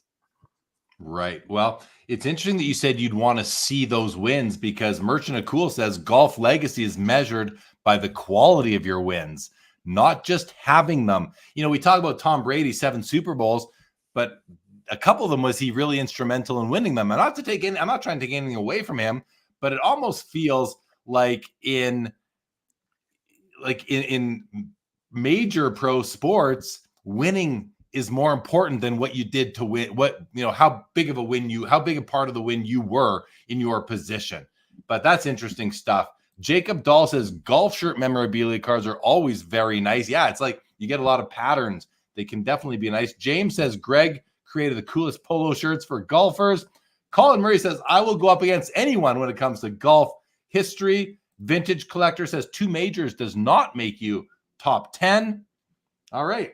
Good. Oh, and Colin Murray says number 1 in the world for 331 weeks. That's a big deal, is it not, Mike? Of course, it's a big deal. That's a very, very big deal. Who was he playing against? David Duval was number 1 in the world for a while, and nobody talks about him anymore. So this is going back to that time frame where I was collecting Pokemon cards. So I'm not going to even pretend like I can go up against you, Colin, when it comes to golf history. I'm just talking about what I see in the community. Greg Norman has a niche following, and in some cases sort of a cult following when it comes to the LIV shenanigans. But from what I've seen, he's not really near the top 10 players. Yeah, well, and fair enough. I mean, these are always subjects for good and fun debates and discussions. So, okay, we're gonna switch up again. I want to get through everything that we had planned, and the last sort of section of topics tonight, everybody, is what I just have called other topics on my notes. And the first other topic and this is really nothing to do with golf. So let's just talk about it, Mike. And it's something I know is near and dear to you, but just to frame it, problematic hobby behavior, things like addiction. Now we're not talking about it. We're not talking about your standard addictions to alcohol and tobacco and gambling and drugs and all that. We're talking about addiction to sports cards, to buying sports cards, escapism and impulsivity. I'm going to just set the table with that and turn it over to you to share your thoughts on these things and why are they top of mind for you. Mm-hmm. Well, I watched a YouTube video back in 2020 when I was getting back into the hobby in a more serious way. And it was about a guy who collected basketball cards. And he loved them so much that he spent a ton of money on them. Then he spent so much money that he couldn't really sustain it. And he became a breaker so that he could continue opening the packs, but do it for others. He ended up getting himself into some financial hardship because his spots weren't filling. He'd be buying spots, giving them out discounted rates, purchasing way too much product. And to me, this is kind of like the kind of generic storyline of someone who got addicted to cards or just had problematic behavior, as you phrased it. When I think about it, though, it's something more subtle. And so I'll ask you a question, Jeremy. How many times a day do you check your watch list on eBay? Dude, I mean, I lose track by lunchtime. Exactly. Is it a problem? It depends on what you're doing. You know, if you should be spending that time doing your work or spending time with your family or eating dinner or whatever it is, you know, I consider that a problematic behavior. If we were to look back in history 100 years ago, and we were reading in the history books that someone had this device glued to their hip and they stared at it, you know, 3 times every minute, you'd probably think, what the heck were they doing? So when I think of hobby problematic behavior, I think of things that are unique to our hobby that stimulate or push us into problems. Because I've actually even talked to a counselor about this, about addiction and our hobby. And she actually said she didn't think that it's possible to be addicted to cards per se. But there's things that happen in our hobby. There's parts of the hobby that we can become addicted to. Screen time is an example of them. Problematic buying. You know, you hear about shopaholics and people who load up their credit card and spend too much money and end up in financial hardship, and they lose their car and get divorced because of these sorts of things. There's probably, and I haven't done my full layout of how I really want to approach the subject on my own podcast, but I think there's categories of what I would call mainstream addictions that are kind of transposed into our hobby. And it's more than just saying, I'm addicted to cards. This is cardboard crack. It is normal addictive type behavior that gets really embellished because of our hobby. Yeah, I think it's that, you know, to me, the addiction to cards, and you know, we kind of use the term loosely, I think, but are we addicted to cards, or are we addicted to that instant gratification of acquiring a new card, the chase for completing a set, the excitement that we get when we do open up a pack of cards and hit a big card, or you buy a card online and it lands in your mailbox and you've got the anticipation all day of waiting for it. Those are, I believe, that's some sort of chemistry going on in our brain that is causing us that excitement. And maybe we become addicted to the feeling of walking to the mailbox or going to the mailbox or searching for cards on eBay and other platforms. That to me is, I think, where the addiction is. Now, if you are doing box breaks and group breaks constantly, now it's sort of, you know, it becomes an addiction to the thrill of, can I get something good?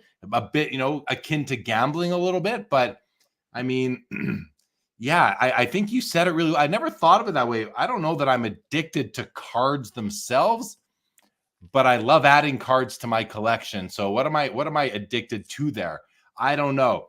To me, it's just such a part of my life now that it's like, if I were to start to just take my time away from the time I spend on cards, if I were to spend on something else, I would have a concern that I'm addicted. Oh, maybe I'm addicted to something else now. I got to get back to what I know and I'm comfortable with, which is cards. So it's interesting. I think we all have different viewpoints on it. And even as I'm thinking and talking on the spot here, I'm sure I'm forgetting and I'm not mentioning everything that I'd like to right now. And Robert Scott says it perfectly right here. Sports cards is a lifestyle. That's part of the Sports Cards Live song. So I can't disagree with that myself. Let's go through some comments on this though, Mike, because we've got several coming through.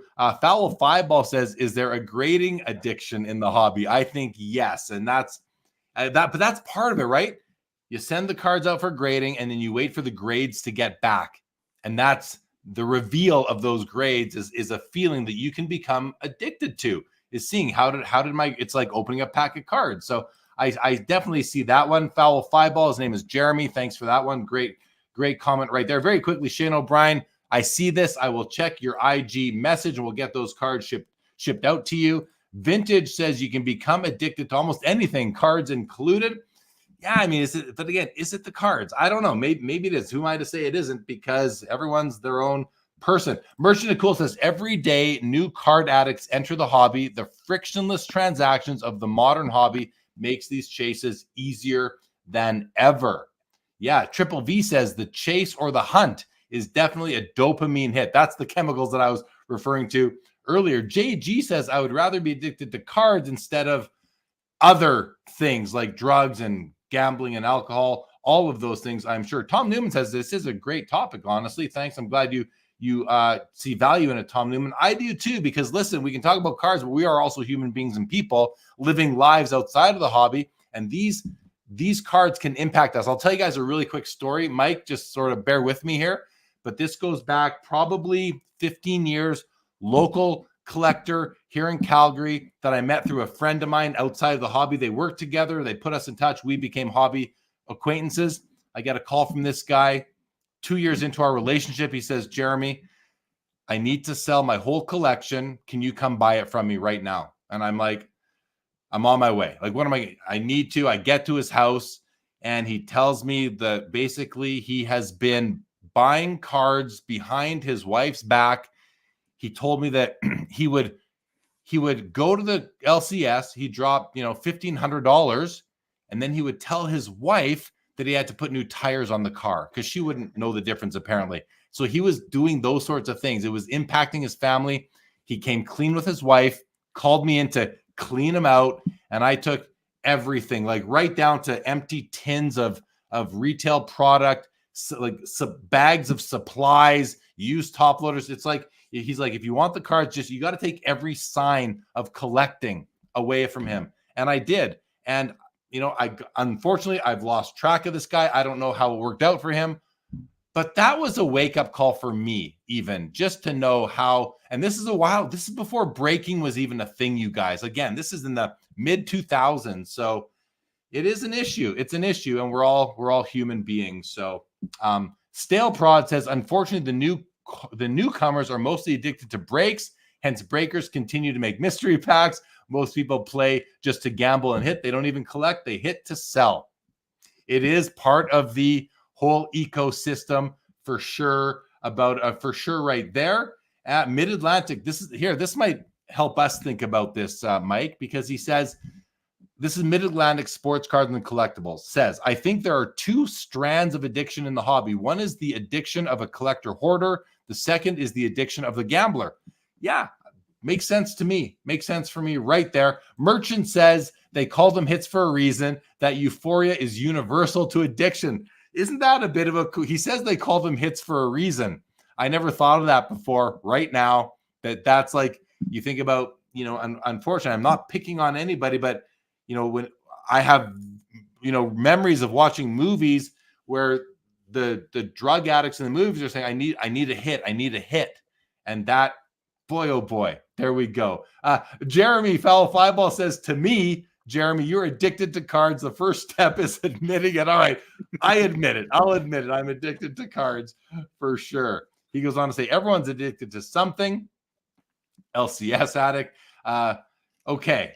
Lots of stuff here. Triple V is a pre-war addict, a proud junkie of pre-war cards for sure. Yeah. Okay. So, yeah, James Wynn says he admitted it. I'll admit it. Why not? I mean, hey, it's a healthy. For me, it's a healthy addiction. At least I think it is. The hobby certainly has enhanced my life and brought me a ton of joy and happiness. And another word I mentioned there, Mike, was escapism. What do you, because you brought that word to my attention. What does that mean to you? How does that play into the hobby?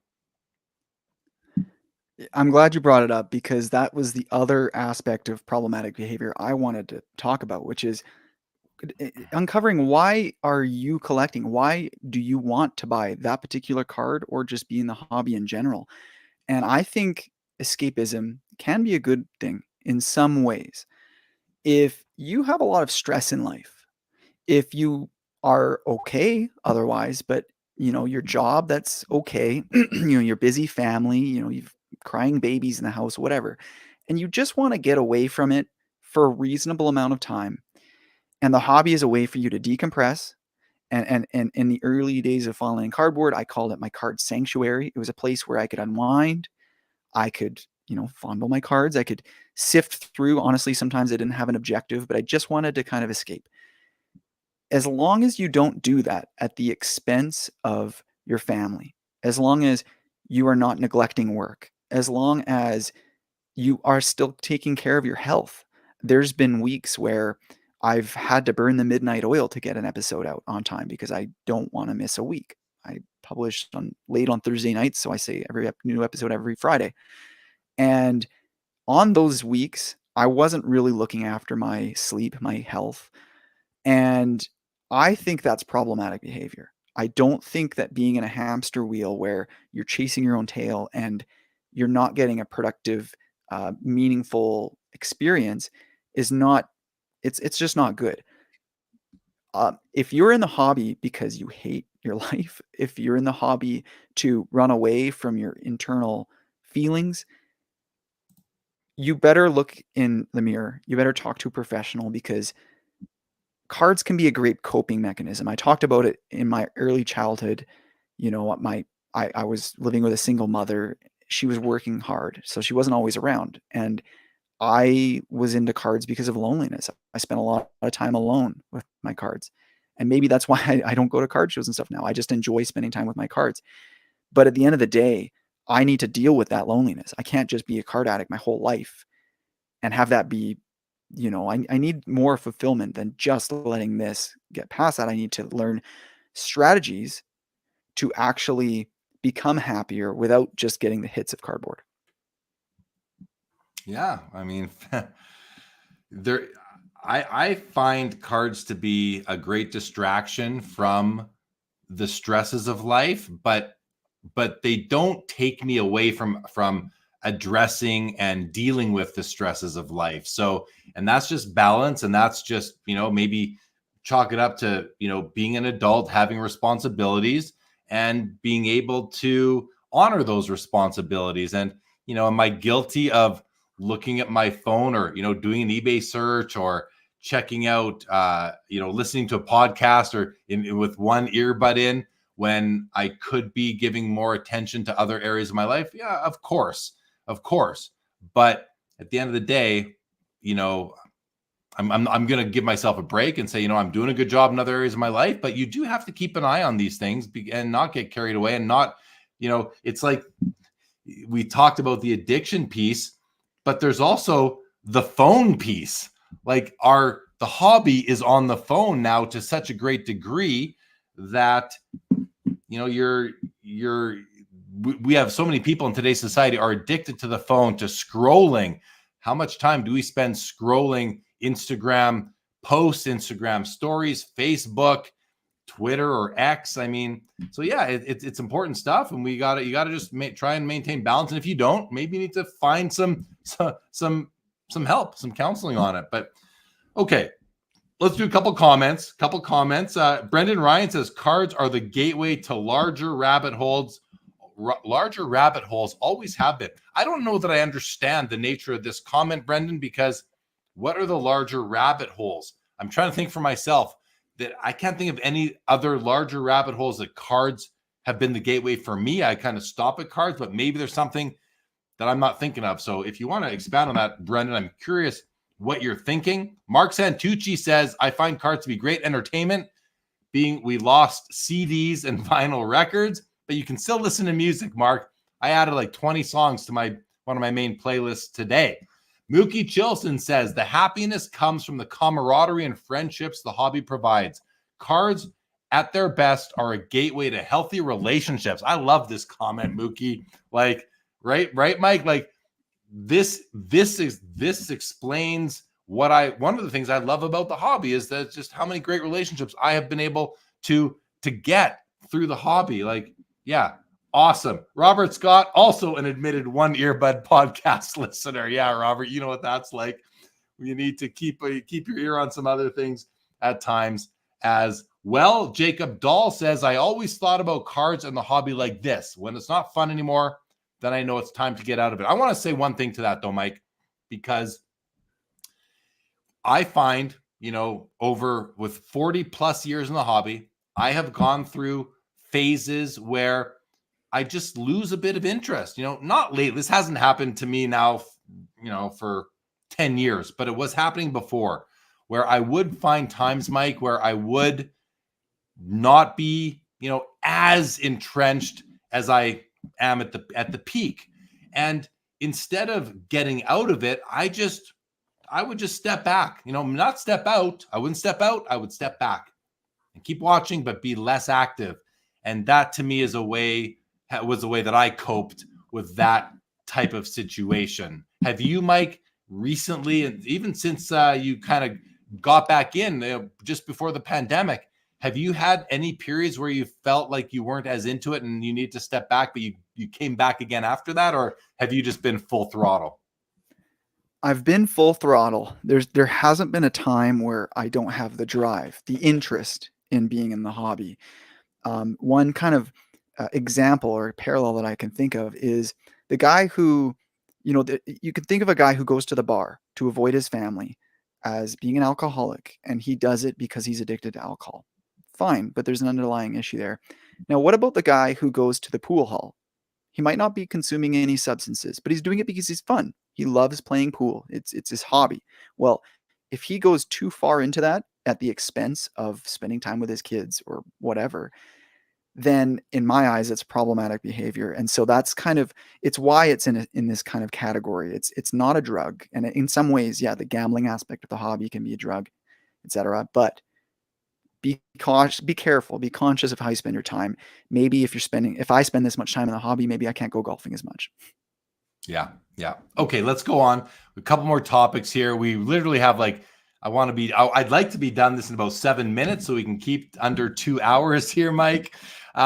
Ethics of buying and selling cards after a tragedy or a death. You'd mentioned Keegan Murray. Willie Mays is the one that's really swept the headlines lately.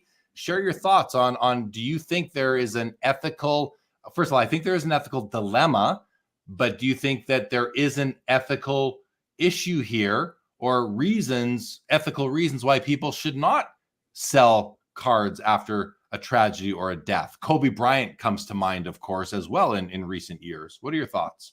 Absolutely. I'll try to keep this concise. And by the way, I gave you that name, Keegan Murray, but I had a brain fart. It's actually Grayson Murray. So Okay, no problem. for those, and that was my mistake. So for those of you who aren't familiar, Grayson Murray was a golfer who had passed away about a month ago, and he had took his own life. And when that sort of thing happens, it's tragic. It pulls on your heartstrings, and it's more than just the situation. It's that he was a young man. He was 30 years old. He was in his prime. He is someone who had fought through adversity. He had struggled on the PGA Tour. He won a PGA event in his rookie season, which was in 2016 or 2017, something like that. And he had this massive dry spell where he would lose his PGA card and come back, and he was fighting with alcoholism. And 8 or 9 months ago, he went clean. He dropped the alcohol. He got engaged. Shortly after this January, he won another PGA event. He was at the top of the world, and still he was wrestling with these demons. So when you think about this situation, you think about what he was going through, it's just devastating to his fans, to the sport. And when something like that happens, if you own his cards and you want to sell them, fine. You have every right to do so, I think. I wouldn't personally want to impose restrictions on my group like I hear others in some rooms of sort of a no selling grace period, whatever. I think that's a respectful thing to do. But I believe in the free market. I don't want to impose rules. But what really bothers me about that kind of a situation, and I'm sure it happened with Kobe as well, another very completely different circumstances, but very tragic situation, is when people intentionally buy up all of that player's cards as best they can and immediately relist them for 10, 20x. Now, I don't know if that exactly was able to happen with Kobe, because Kobe was already a great of the sport. Whereas Grayson was, a vet, let's say, just an everyday average PGA player. His autographs, his rookie autographs, they were selling for a few dollars. Like it was, and if some big milestone in a player's life were to occur, a death is one of those, an example of a milestone in a person's life, obviously. That is a marker where things spike in the market. Fair enough. But what I hated to see was on ComC is a great example where you can look at what prices were the day before and the day after. When somebody bought up all of the cards that they could for $2 to $3 and listed them for $60, it's like you're obviously trying to take advantage of the situation, and there aren't people paying $60 for that card anyways. Like at auction, they were selling for $20, maybe $30. So I don't know. I'd be curious to hear what you think about that, Jeremy. I know we can talk about Willie Mays. Bill Russell's another good example where somebody dying from old age, it's tragic for the legacy of the sport, for their fans. It's sad, but unless they got hit by a car or something, you know what I mean? Like if it's natural causes, it's a natural, part of life as opposed to a tragedy. So Jeremy, what do you think about that? Yeah, I like that, drawing that line between, dying of natural causes at old age versus a tragedy like, Kobe's helicopter accident or your golfers taking his own life. I mean, those are, much too early, right? And going and just trying to buying cars for $2 and flipping them for 60 because somebody died, I think, that's it's almost predatory behavior. Now, do I think it's wrong? I don't know. I mean, ethically, I wouldn't personally, I would not be comfortable doing that. I would not do that. But like you said, I mean, the hobby, the platforms allow for it. No, there's no rule that you can't do it. We live in a capitalistic society. So, I just chalk it up to, if that's how you want to make money, that's how you want to make money. I mean, I'm not going to do it. I'm not going to buy the cards from you. That's for sure. Old age, you said it's tragic to the legacy. I don't know that I don't know that you meant how you meant that, but to me, when a person dies of old age, I generally, and this is, even my own family thinks I might be a little cold when it comes to this, but I don't look at it as tragic.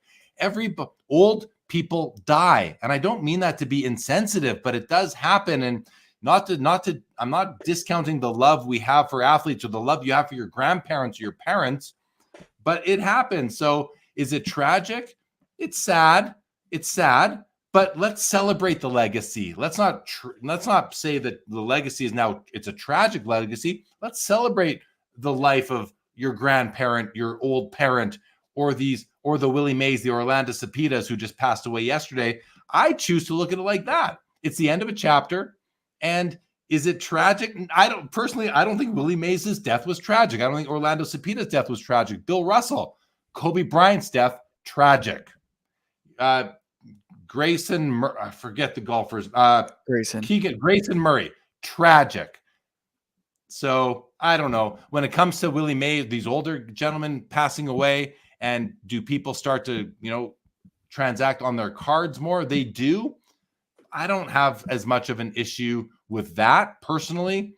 And I've got a Willie Mays rookie card. He passed away. Selling it didn't even cross my mind. I know I'm not selling his card. I mean, then I got to rebuy it, and no, I'm not going to sell it just to make a few bucks. And maybe that's me being naive or dumb, and maybe I could have made some money. But I love the card. And anyway, those are my thoughts. So I'll leave that to that. We have a lot of comments coming in right now. I'll go to a couple of them. James says people loaded up on Mays cards because he was getting up there in age. So they're loading up to sell them when he passes away. I mean, that's a strategy. Unfortunately, it's a strategy.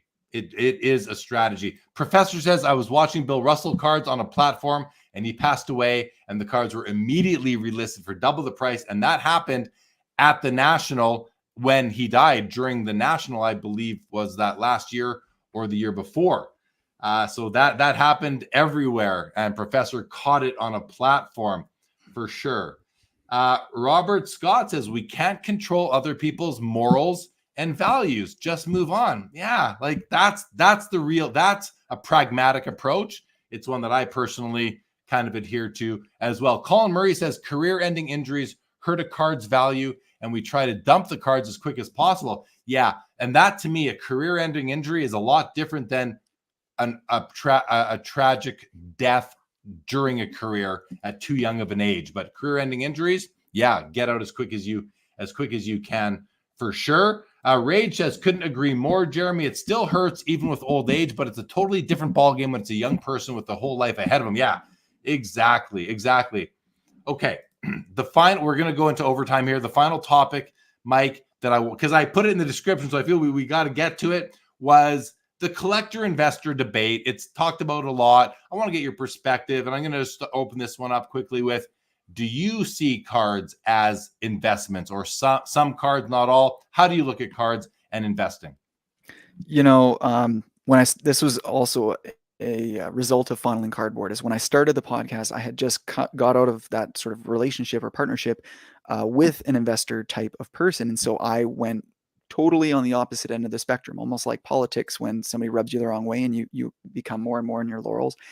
And during my conversations, I've intentionally brought on investors onto the podcast because we have opposing views and we have very civil conversations to hash out each other's perspectives.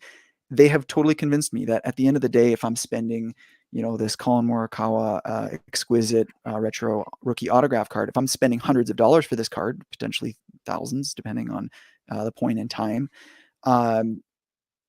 do I view it as an investment? No, I mean, I don't view or treat it as an investment, but at the end of the day, if I'm spending that amount of money and I'm not a multimillionaire, then yeah, I have to treat it as an investment. I can't just throw it in a shoebox like people did with sports cards when collecting was the craze many decades ago.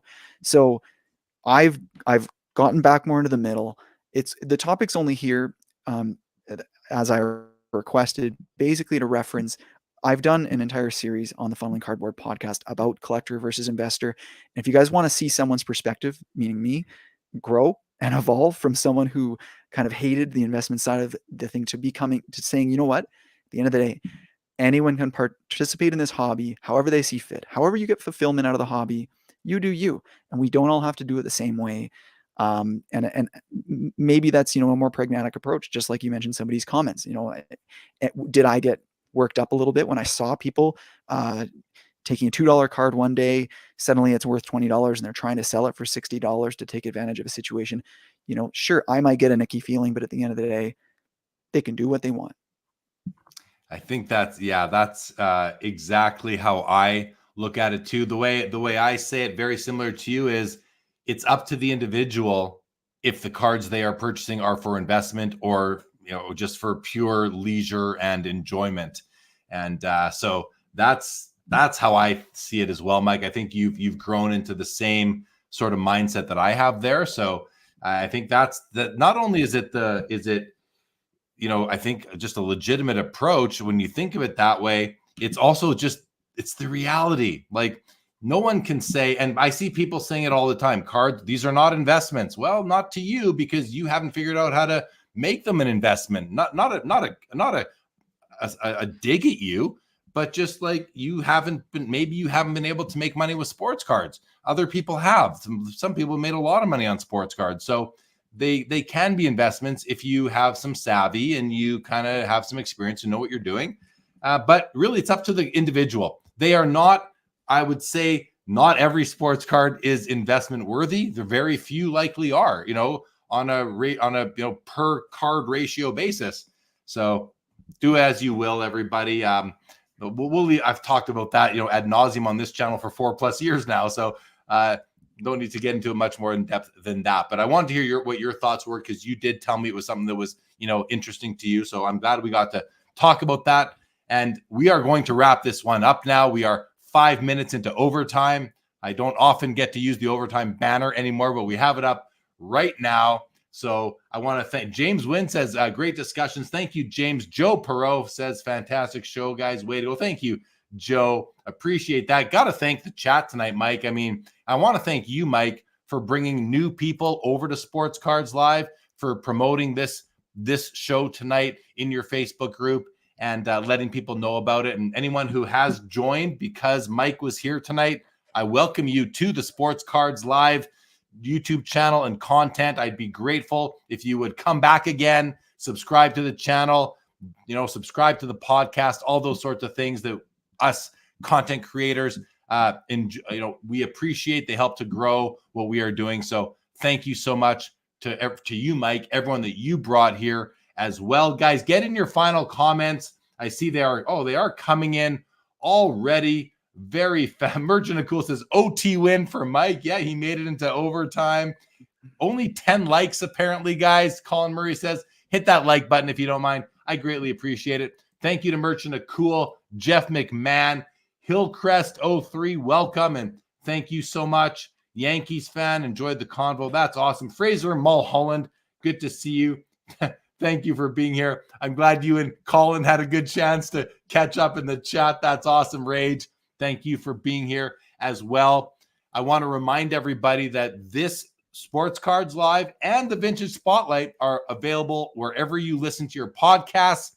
I ask you to please leave a review, a rating. Greatly appreciate it as we try to grow the podcast component of the show. All Elite says whole new outlook to collect golf cards. That's great news, Mike, for you and the community. Fraser says, great show, guys. Thanks for spending some time on golf.